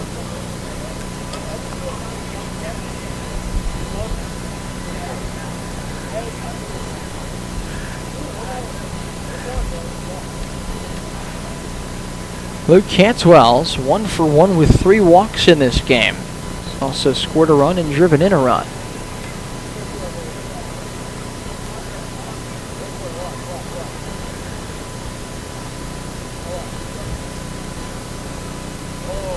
The 1-1. In for a strike.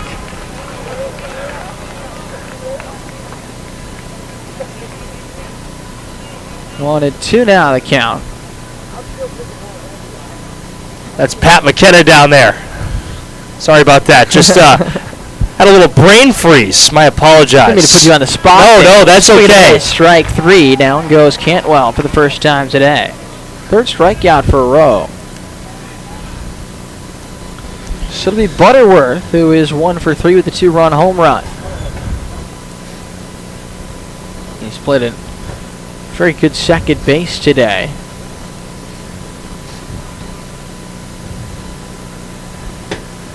First and second, 2 outs. 7-2 Mountaineers here in the top of the 7th. Strike called at the top of the zone, and it's 0-1. North Shore pouring it on against Mystic. 12-1 Navigators in the 7th. 7-7 Valley and Bristol in the 8th. And a final in North Adams. 0-1. Upstairs, 1-1. Danbury 5, North Adams 3. Danbury improves to 15-17. And with Ocean State's loss, they're now tied for the final playoff spot. The 1-1.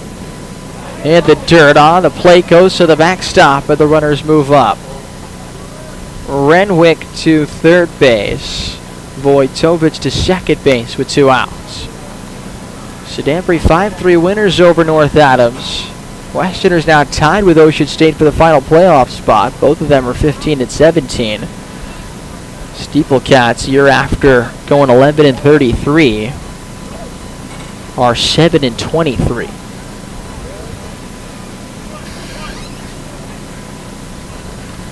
Two balls and a strike on Butterworth. The pitch.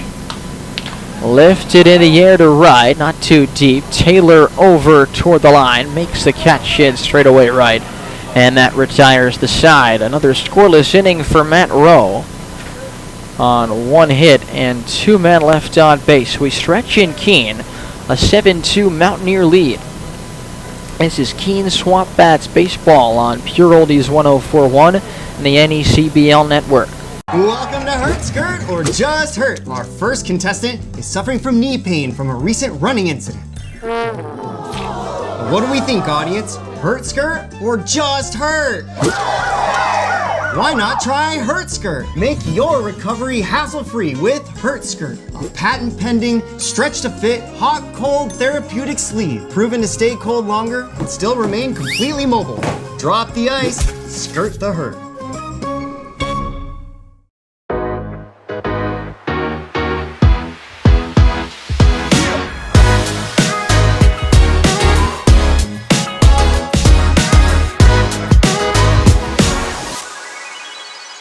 First thing, Bruce felt was quality, the consistency, knowing that when I take them out, they're going to be the same every time.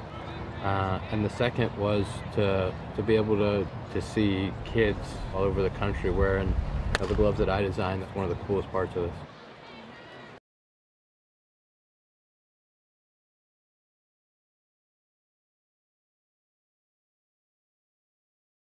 Thrown out to fans at the first base grandstand. Who wants a t-shirt? Want a t-shirt. Can't wait till they bring the t-shirt toss up to the press box. 7-2 Mountaineers. We enter the bottom of the 7th inning. It'll be the top of the SwampBats order against Aiden Riss, who pitched to 1-2-3, bottom of the 6th.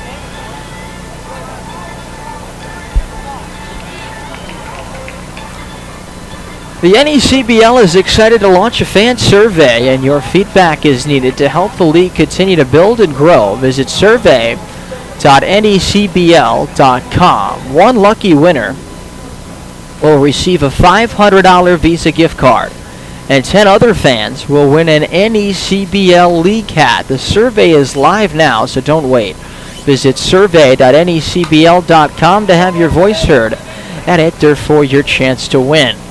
Nevermore fouls the first pitch back from Aiden Rissi. And the count 0-1. 88-mile-an-hour fastball from the right-hander. 0-1 missed outside. 1 ball and 1 strike. Livermore is 0 for 2, but he's walked. The 1-1. Fastball upstairs. 2 balls to strike the count on the Northwestern Wildcat. And the 2-1. On the ground is second base. Butterworth comes up with it, overhands to first. In time, 1 out. That is going to bring up Garrett Rice. Rice is 1 for 3. Strikeout, single, pop out. 7-2 Mountaineers. They're out hitting the SwampBats 9-4. We're in the bottom of the 7th with 1 out. Rissy to Rice, first pitch, fastball right down the middle at 89 miles an hour. And the count, no balls and 1 strike. 0-1. Breaking ball popped up. Left side, left field, foul ground. Over for a look of the Vermont fielders, and it's down foul. 0-2 on Garrett Rice.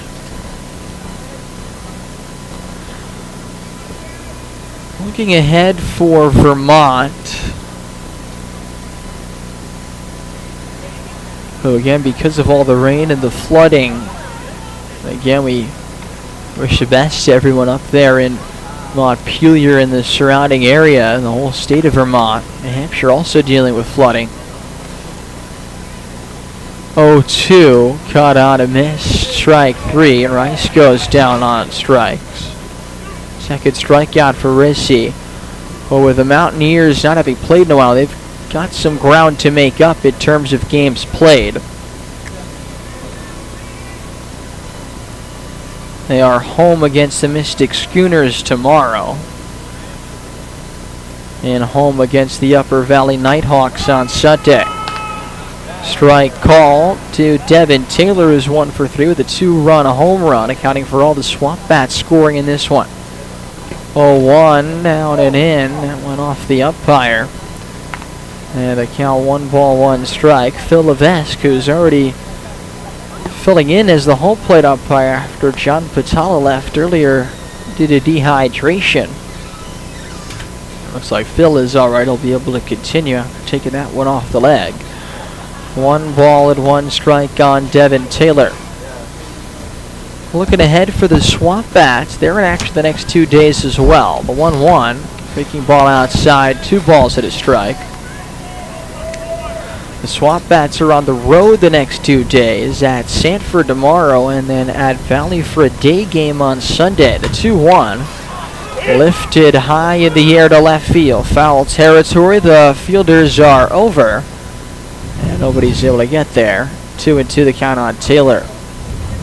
SwampBats at Sanford tomorrow at 6:30. We'll be on the air at 6:20 as usual with the pregame show on the radio. At Valley for a day game, which you don't get too many of those at the NECBL. It's the only scheduled day game for the SwampBats all season long. Only other day games are part of doubleheaders makeups. 2-2 to Taylor. Line towards center, base hit. 2-hit game for Devin Taylor, who hangs on at first with a single as he continues to make his case for an NECBL All-Star selection. Yeah, nice job right there to just keep this inning alive, and that's what it's all about at this point. You just got to find ways to get your offense going and try and give the next guy up a shot. All-Stars will be selected over the next couple of days, so a last chance here for everyone to make their case. Here's Greg Bozzo trying to do the same. He's 1 for 3 with a double, swings and misses at the first pitch in the dirt, 0-1. 7-2 Mountaineers, bottom of the 7th inning, 2 outs and a runner at first.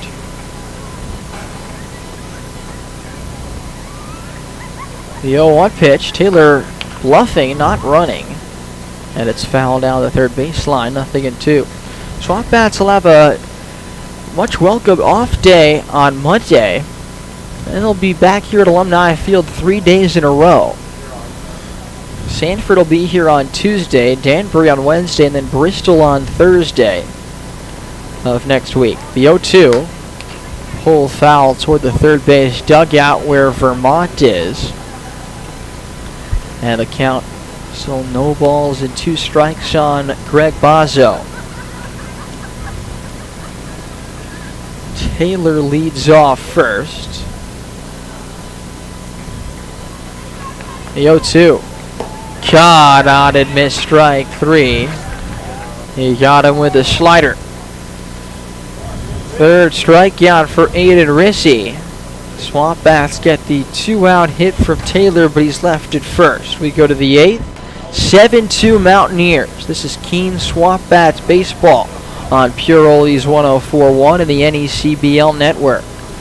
Curious about the awesome talent Kelly has? Well, here are some robotics specialists. This group works in telecom on 5G. They work on autonomous vehicles. Those are education professionals. Oh, and system analysts, contact center reps, biologists. There's data scientists, substitute teachers, mechanical engineers, not to mention people who work on-site and off-site. Kelly's got top talent in specialized and emerging skill sets, ready to help your business prepare for what's next.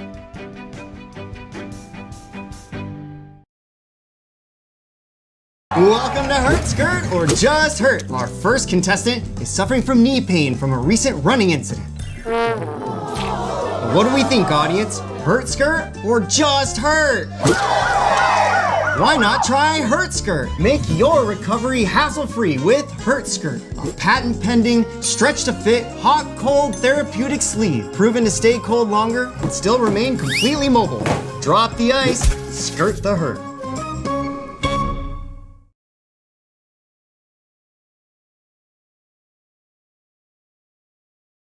Fields at Keene. It's a 7-2 Vermont Mountaineers advantage. And the 6th pitcher of the game for the SwampBats is Garrett Rice. Rice moves over from first base to pitcher. Braden Horton, who started as the DH, now playing first. So the SwampBats will lose the DH for the rest of the game. Garrett Rice making his 6th appearance. He's thrown 6 in a third innings of allowing 6 runs. He's only walked 3 and he struck out 6. Saving the rest of the bullpen as this one is lined toward the left center field gap by Marshall Toole. It's going to roll to the wall. Toole pulling into second base with a stand-up double on the first pitch from Garrett Rice. 10th hit of the game for the Mountaineers. Looking to add to a 5-run lead, and the batter will be Tyler Cox. 1 for 3 with a walk, a single, and 2 runs scored. Rice takes over for Matt Rowe, who had probably his best outing of the season. 2 scoreless innings for Rowe. 1 hit, 1 walk, 3 strikeouts. Strike called and a fastball on the outside corner from Rice to Cox. And the count 0-1. 0-1, breaking ball to dirt. And it's 1 ball and 1 strike.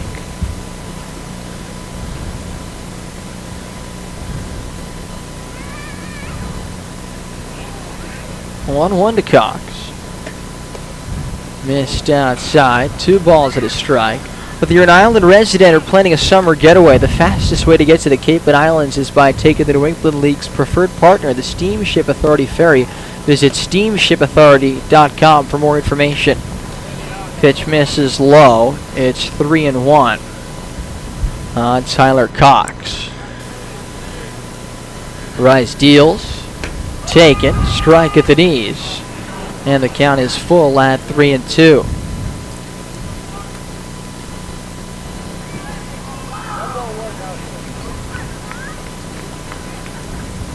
Payoff pitch. In there, strike 3 called.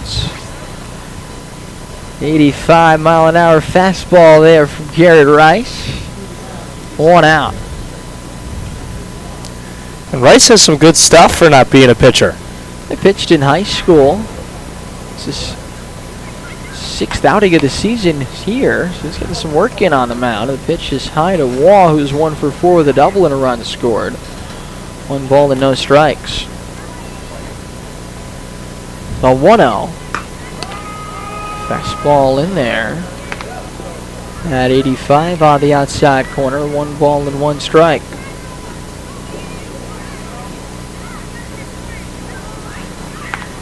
The 1-1. Breaking ball. High. 2 balls at a strike. On Sunday, July 23rd, It's only 9 days from now. The NECBL's best will head to historic Fraser Field in Lynn, Massachusetts for the 2023 NECBL All-Star Games. It's fouled into the swamp, 2-2 the count.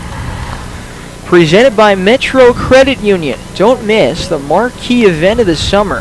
Visit asg23.necbl.com for more information. Pitch outside off the mid of Salvo and to the backstop, taking a big turn around third base. His Tool to throw back there is not in time.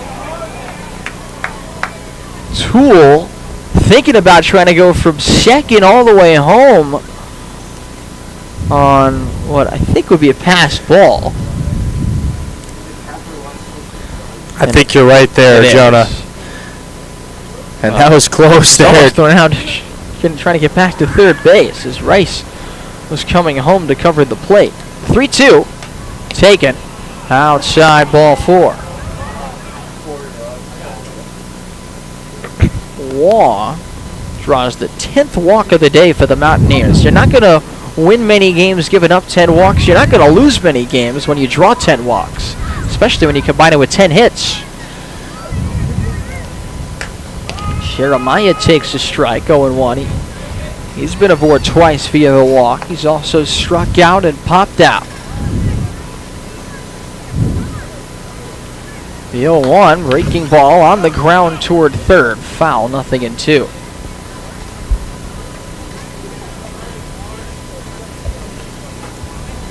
Seven to 2 Vermont. Runner at first, runner at third. 1 out. Top of the 8th. 0-2 to Jeremiah. Line toward right. Taylor coming in. He won't get there. It's a base hit for Chase Jeremiah. Stopping at second is Waugh. Scoring from third is Tool. It's another run for Vermont. They lead at 8-2.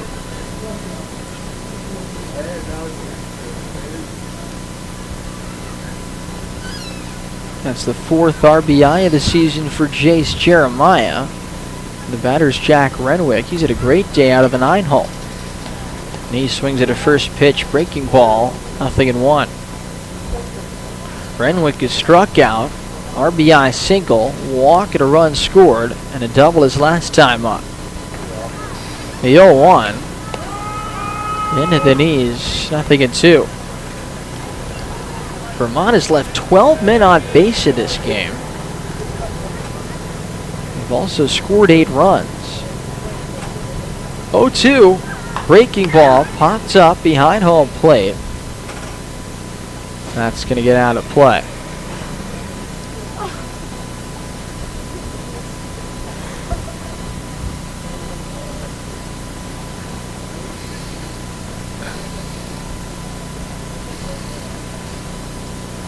Three other games have gone final tonight in the NECBL if you're just joining us. The 0-2 lined up the middle, a base hit. Held up at third is Nathan Waugh. Jeremiah goes to second on the single from Renwick. So 4 of the first 5 have reached against Garrett Rice. The bases are loaded for Vermont. To the top of the order in TJ Williams. Sanford 10, Upper Valley 3, Danbury 5, North Adams 3, Newport 11, Ocean State 3. Those are finals. Other 2 games in progress. North Shore 12-1 over Mystic in the 8th inning. As Williams lines one toward the gap in left center. That's down for a hit. 1 run will score. Jeremiah around third. He will score. Stopping at second is Jack Renwick on a 2-run single from TJ Williams. He's got a 3-hit, 3 RBI day. 14th and 15th RBIs of the season for TJ Williams. Williams has been a SwampBats killer this season. Had an impossible time trying to get him out. What you got there, Noah? I was just tossed some popcorn that I am hoping everyone else is hungry up here for because, well, I don't know who that was, but a friendly intern just tossed We're known for being friendly up here. Yeah, awesome. I've gotten a couple of treats up here tonight. Appreciate everybody being so hospitable here. Of course, except for Ryan down there. He's the worst. Oh! Just kidding. No, Ryan is fantastic. If you haven't met Ryan, he is the guy to meet here. That's right. The pitch is in for a strike, nothing in one. Ryan, you want some popcorn? Oh, that's nice. He's going to make it up to him. The 0-1 pitch is outside. A ball and a strike. Everybody knows Ryan does a great job here. Can I get a little bit of credit for that right-handed toss? I'm a lefty. That was on the money. The 1-1 threaded the needle. It's down low. And it's 2 balls and 1 strike. Yeah, nice throw. Hit him on the fly all the way across the press box. Well done. I'll give you some credit for that. Sure. The 2-1. In for a strike, and it's 2-2. You know, we've all got our athletic achievements. I had the game championship winning RBI in 8th grade recreational baseball. You just threw a bag of popcorn across the room successfully. That one's outside. It's 3-2. Grant Vojtovich has a .459 on base percentage this season. You know, all similar athletic achievements. He takes outside ball 4. That'll improve his on-base percentage with a bases loaded walk.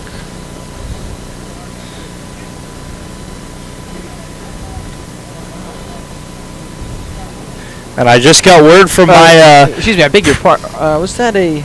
losing track of where we are here. It's not a bases loaded walk. That a walk to load the bases. Cantwell pops one up behind home plate. Salvo has a play on it. He will wait and make the catch for out number 2. Well, I tell you what, that was a nice play, but I did just get word from my producer back in Vermont that apparently we need a clone of Ryan in Vermont. Jamie Romano just said that Ryan is his hero. So there's your shout out down there. One ball and no strikes. Everybody needs Ryan Hurt. You know that. We have too much fun up here in the press box, man. Yeah, this one's looking like it's the longest game of the season. We'd better be having fun. The 1-0.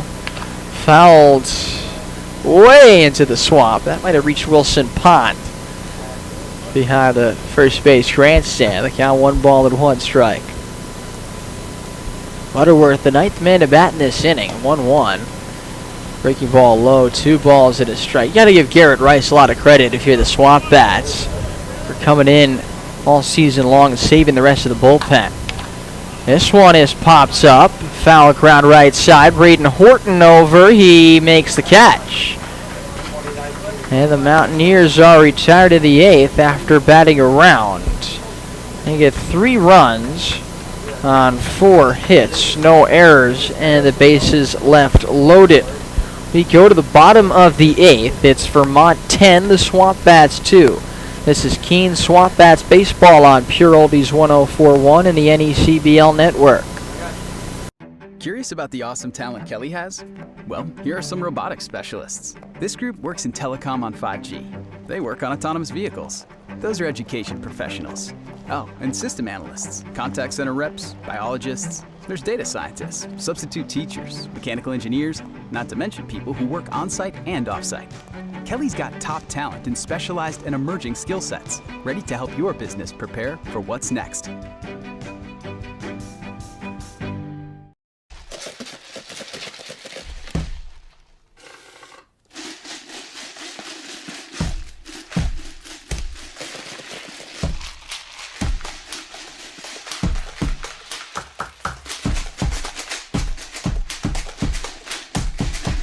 Watch me do my thing. I said, watch me do my shake, shake.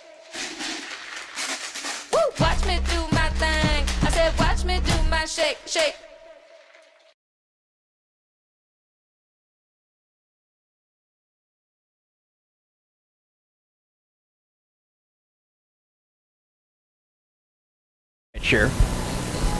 Lefty out of Michigan State. Chapman, the season, has thrown just once. Gave up 2 runs in 2 innings. He comes in for Aiden Rissy, who's pitched 2 innings, gave up 1 hit, no runs, no walks. He struck out 3. He's probably going to be the winning pitcher. Nolan Sparks was terrific, but he only lasted 4 innings in the start, so he's ineligible for the win. Smith gave up 2 runs in an inning, so Rissy likely to get the win if Vermont hangs out the rest of the way. They got 6 more outs to get. They lead the SwampBats 10-2. And Braden Horton leads things off against Rissy. A left-on-left matchup at the bottom of the 8th. Fastball on the ground toward the first base dugout. The count 0-1. The SwampBats have somebody warming up in the bullpen. It's anybody's guess who. It's a righty. The 0-1 pitch. Wave and a miss and a breaking ball, and it's 0-2. Right side to face 9 batters in the 8th inning. But he did get through it. I think it's Brian Padilla warming up at the SwampBats bullpen. The 0-2 caught on and missed, strike 3. That's the 15th strikeout for Mountaineer pitching in this game, and the batter will be Blake Delamolier. He's walked and struck out twice.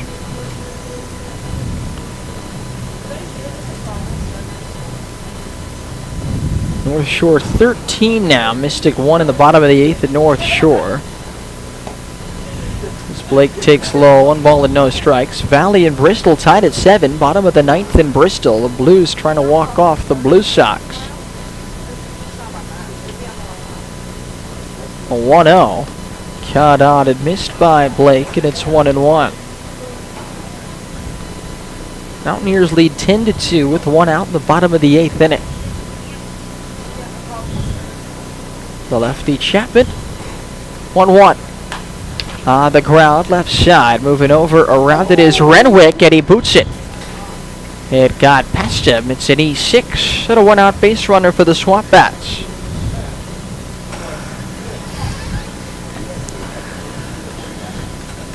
So the batter will be Jordan Smith. Smith is flied out long twice and struck out. He's 0 for 3.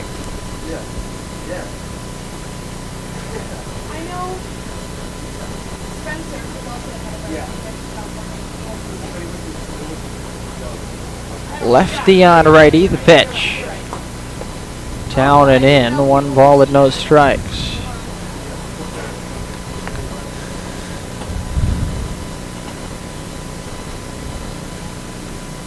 The 1-0 looped toward right but foul, and it's 1-1. SwampBats will have a big game against the Mainers tomorrow. One of their rivals in the playoff race. And a team they've already beaten 3 times this season, including once at Goodall Park at Sanford. Well, that game will be swinging a miss from Smith, that it's 1-2. Aiden Korn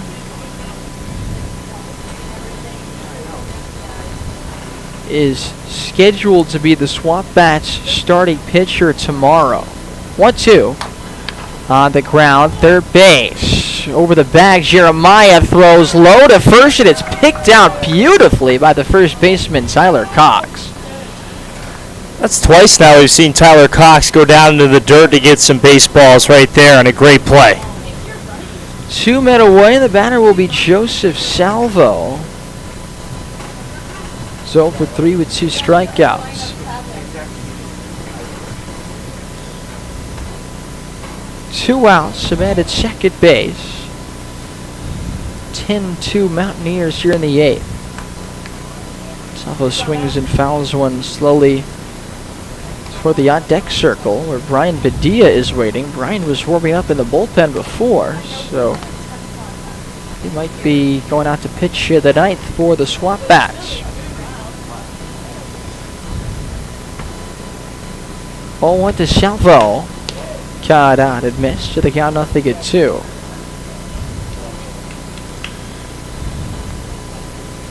Korn, position player for the SwampBats, hasn't pitched this season, but he did pitch last year. In fact, he was a pitcher last year in the Northwoods Summer League.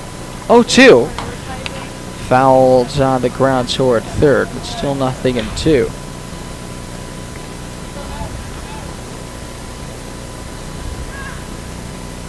SwampBats thin in pitching, so they're going to ask Korn, who used to be a two-way player. Now he's a position player primarily. But Korn is the probable starter tomorrow for the SwampBats against the Mainers in a big game.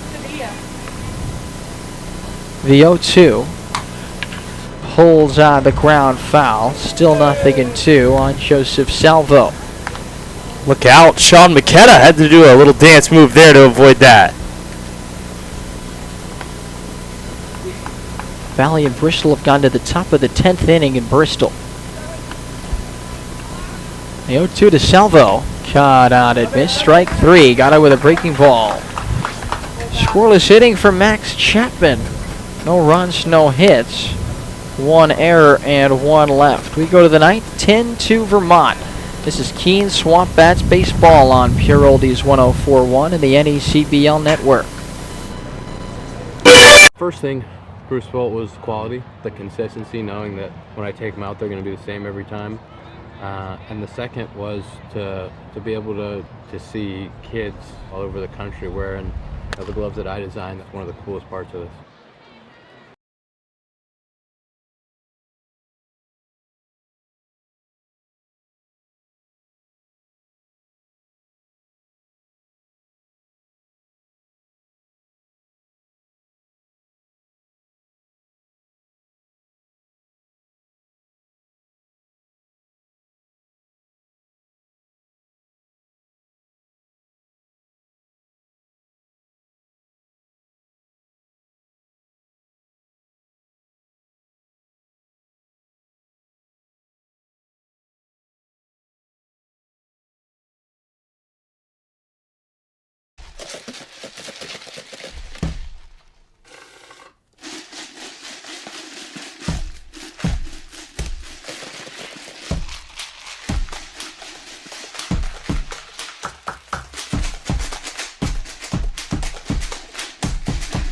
Watch me do my thing. I said, watch This is the new pitcher for the SwampBats, the 7th pitcher of the game for Keene is Brian Padilla, the second baseman for the Bats, moves from second base to pitcher. First appearance out of the mound this season for Jelly Bean Bry, who turned 21 earlier this week. Garrett Rice goes from pitcher to second base, where Padilla was. Horton's still at first base. It's a 10-2 lead for the Vermont Mountaineers. Padilla will face the 5, 6, and 7 hitters as Vermont makes their way through the batting order for the 6th time in this game. They have 10 runs. They've left 15 men on base, Noah. Yeah, sometimes you're just going to have one of these games, and it's tough. And obviously, you come in with limited pitching, and the Mountaineers just came to play today, I'll tell you that much. And really, it's unfortunate. You never really like to see a game like this as that pitch. This is downstairs, but regardless, you'll have your pitchers bounce back. That's also in the dirt. 2 balls and no strikes. Don't see number 30 listed on the roster, Noah. You help me out as the pitch is low.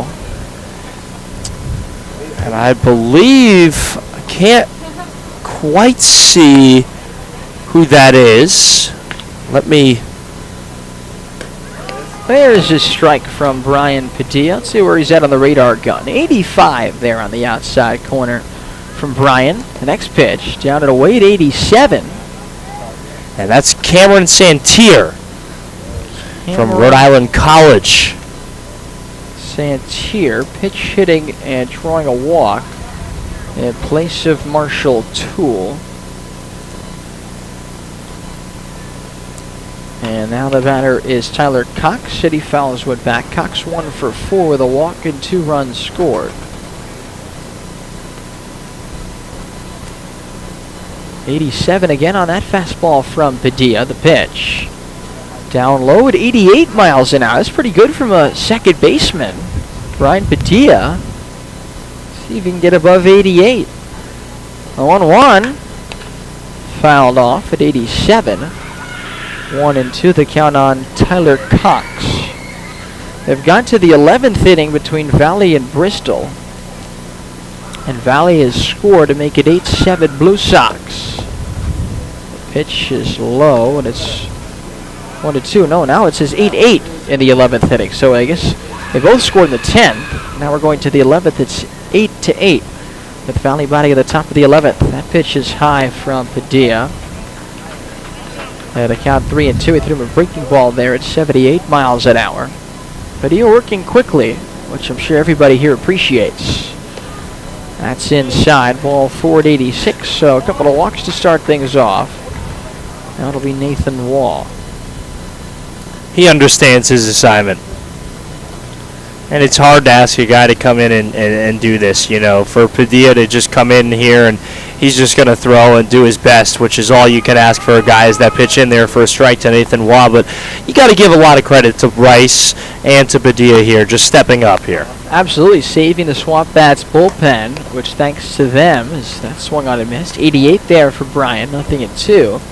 Thanks to them, the SwampBats bullpen will be in better shape for the big games tomorrow and Sunday at Sanford and at Valley. The 0-2 in for a strike on the outside corner.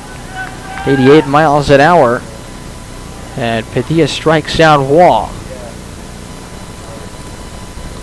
Now it'll be Chase Jeremiah, who's been aboard 3 times. 1 for 3 with 2 walks.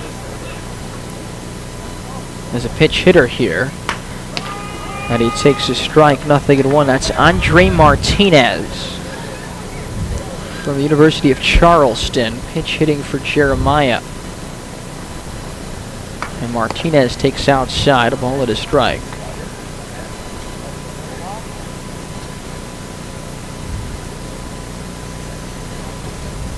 Pitch. In there. Strike 2 on the outside corner. 1 ball and 2 strikes. That an 87 mile an hour fastball from Brian Padilla. The 1-2. Taken well off the plate away, and he reached 89 there. How about it? That is impressive. It really is.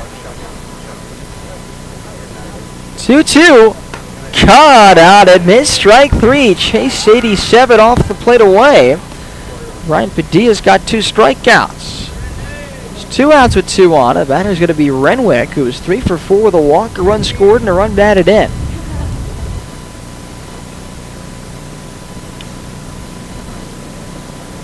Vermont now completing the 6th time through the batting order in this game. And Padilla deals him a fastball on the outside corner, 0-1. 88 miles an hour there from Padilla. Well, I'll tell you what, if the SwampBats later on get in such a situation, this one's fouled back, 0-2, where they need a position player to pitch in a higher leverage spot. This is a pretty impressive audition for Padilla. Yeah, no kidding. He's got some great velo. He's actually locating it pretty well here and getting a lot of hitters to chase. After the 2 leadoff walks, he struck out 2, and he's ahead 0-2 here on Renwick. The pitch, taken. Missed with a fastball outside. That's 1-2. Need to see a 90-mile-an-hour fastball here. Let's see if Padilla can lead back and give it all he's got. Breaking ball, swung on and missed strike 3. How about Padilla? 78-mile-an-hour slider, and Padilla strikes out the side. No runs, no hits, no errors, and 2 men left on base. We go to the bottom of the 9th inning. It's a 10-2 lead for the Mountaineers. This is Keene SwampBats baseball on Pure Oldies 104.1 and the NECBL network. Going to a ball game and going to a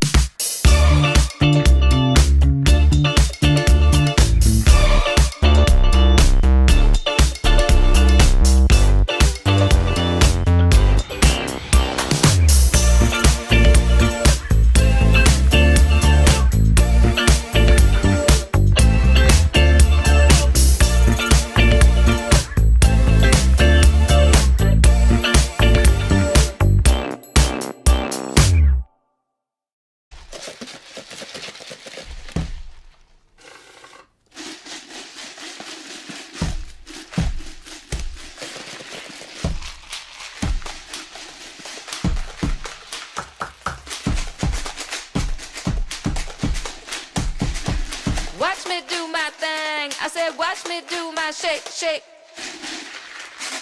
Woo! Watch me do my thing. I said, watch me do my shake, shake.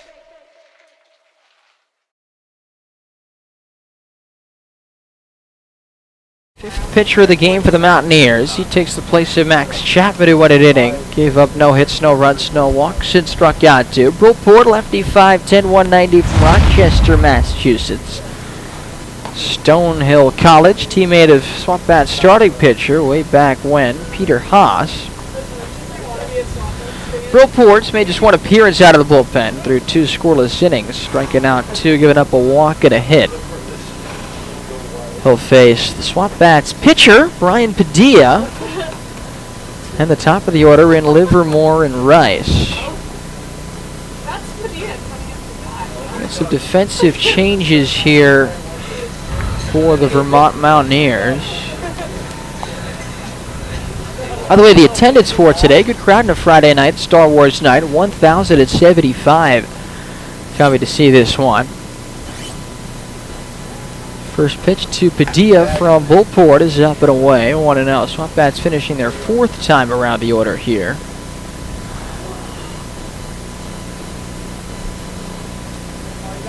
And time is called.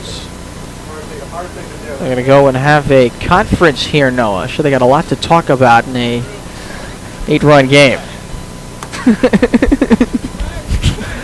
Here at the bottom of the 9th. Very important they avoid a cross-up. Wouldn't want that, would you? Never. 1-0. Hit for a strike, 1-1. Santier is in left. Martinez is at second. Butterworth is at third.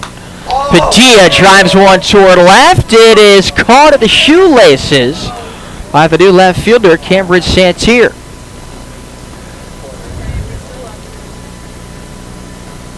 So Padilla hits it hard, but lines out. 1 out. The batter will be Tony Livermore.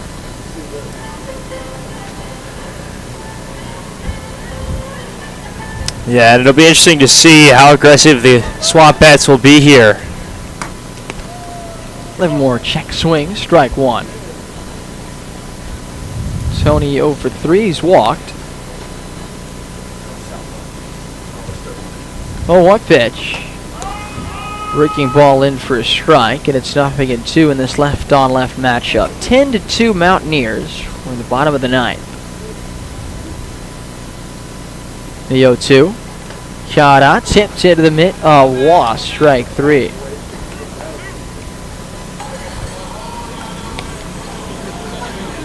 th strikeout for Mountaineer pitching in this one.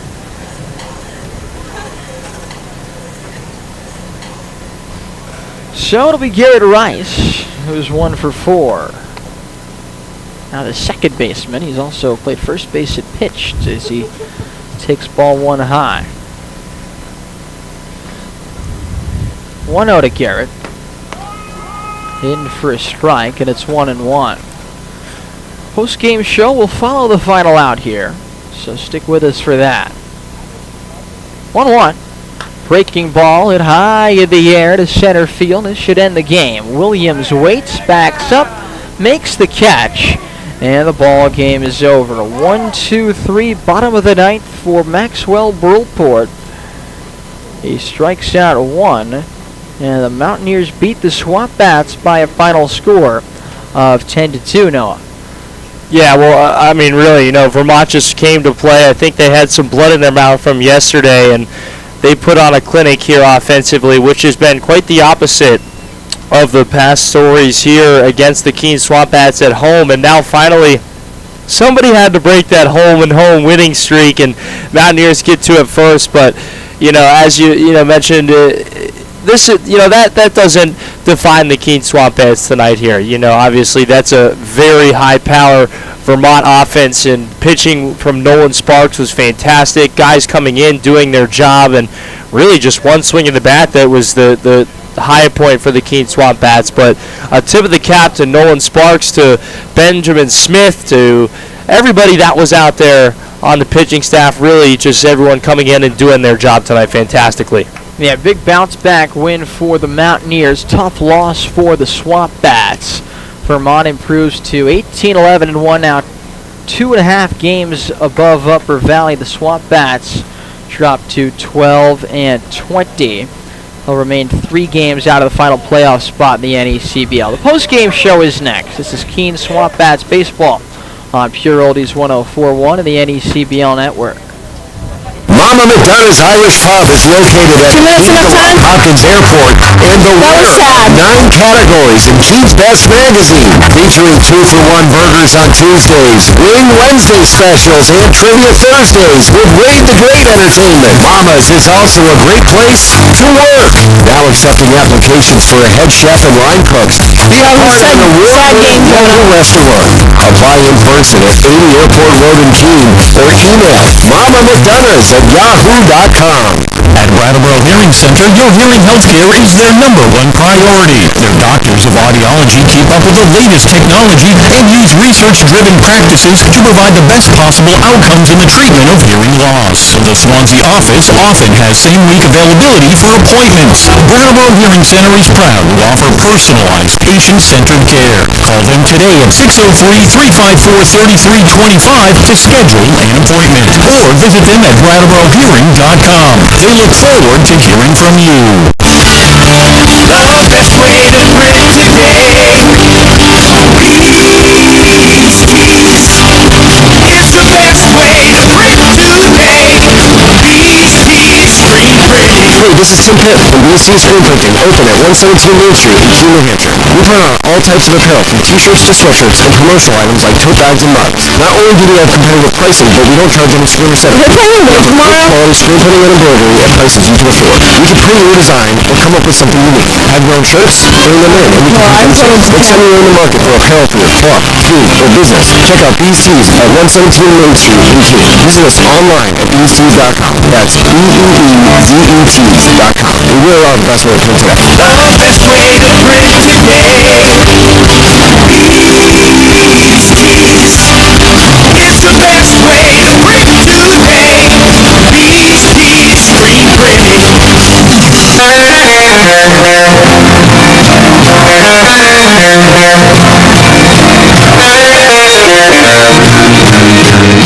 The broadcast booth here at Alumni Field, where the Vermont Mountaineers just beat the SwampBats by a final score of 10-2. Big thank you to Noah McLean with the Mountaineers.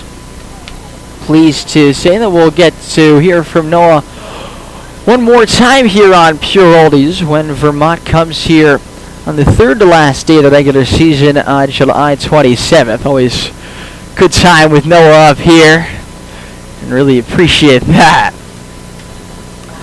So it's time for our game recap. Vermont took the lead in the second inning on an error to go up 1-0. Mountaineers got a home run of the 2-run variety by Brendan Butterworth at the top of the third, making it 3-0. And a Jack Renwick single to make it 4-0 in the third. SwampBats had the bases loaded, nobody out in the bottom of the third, but Nolan Sparks, the starter for Vermont, struck out the next 3 on 11 pitches, en route to 9 strikeouts and 4 scoreless innings for the Rochester right-hander. Vermont tacked on 3 runs in the 5th inning, a double by T.J. Williams, a ground out by Grant Vojtovich, and a ground ball single by Luke Cantwell.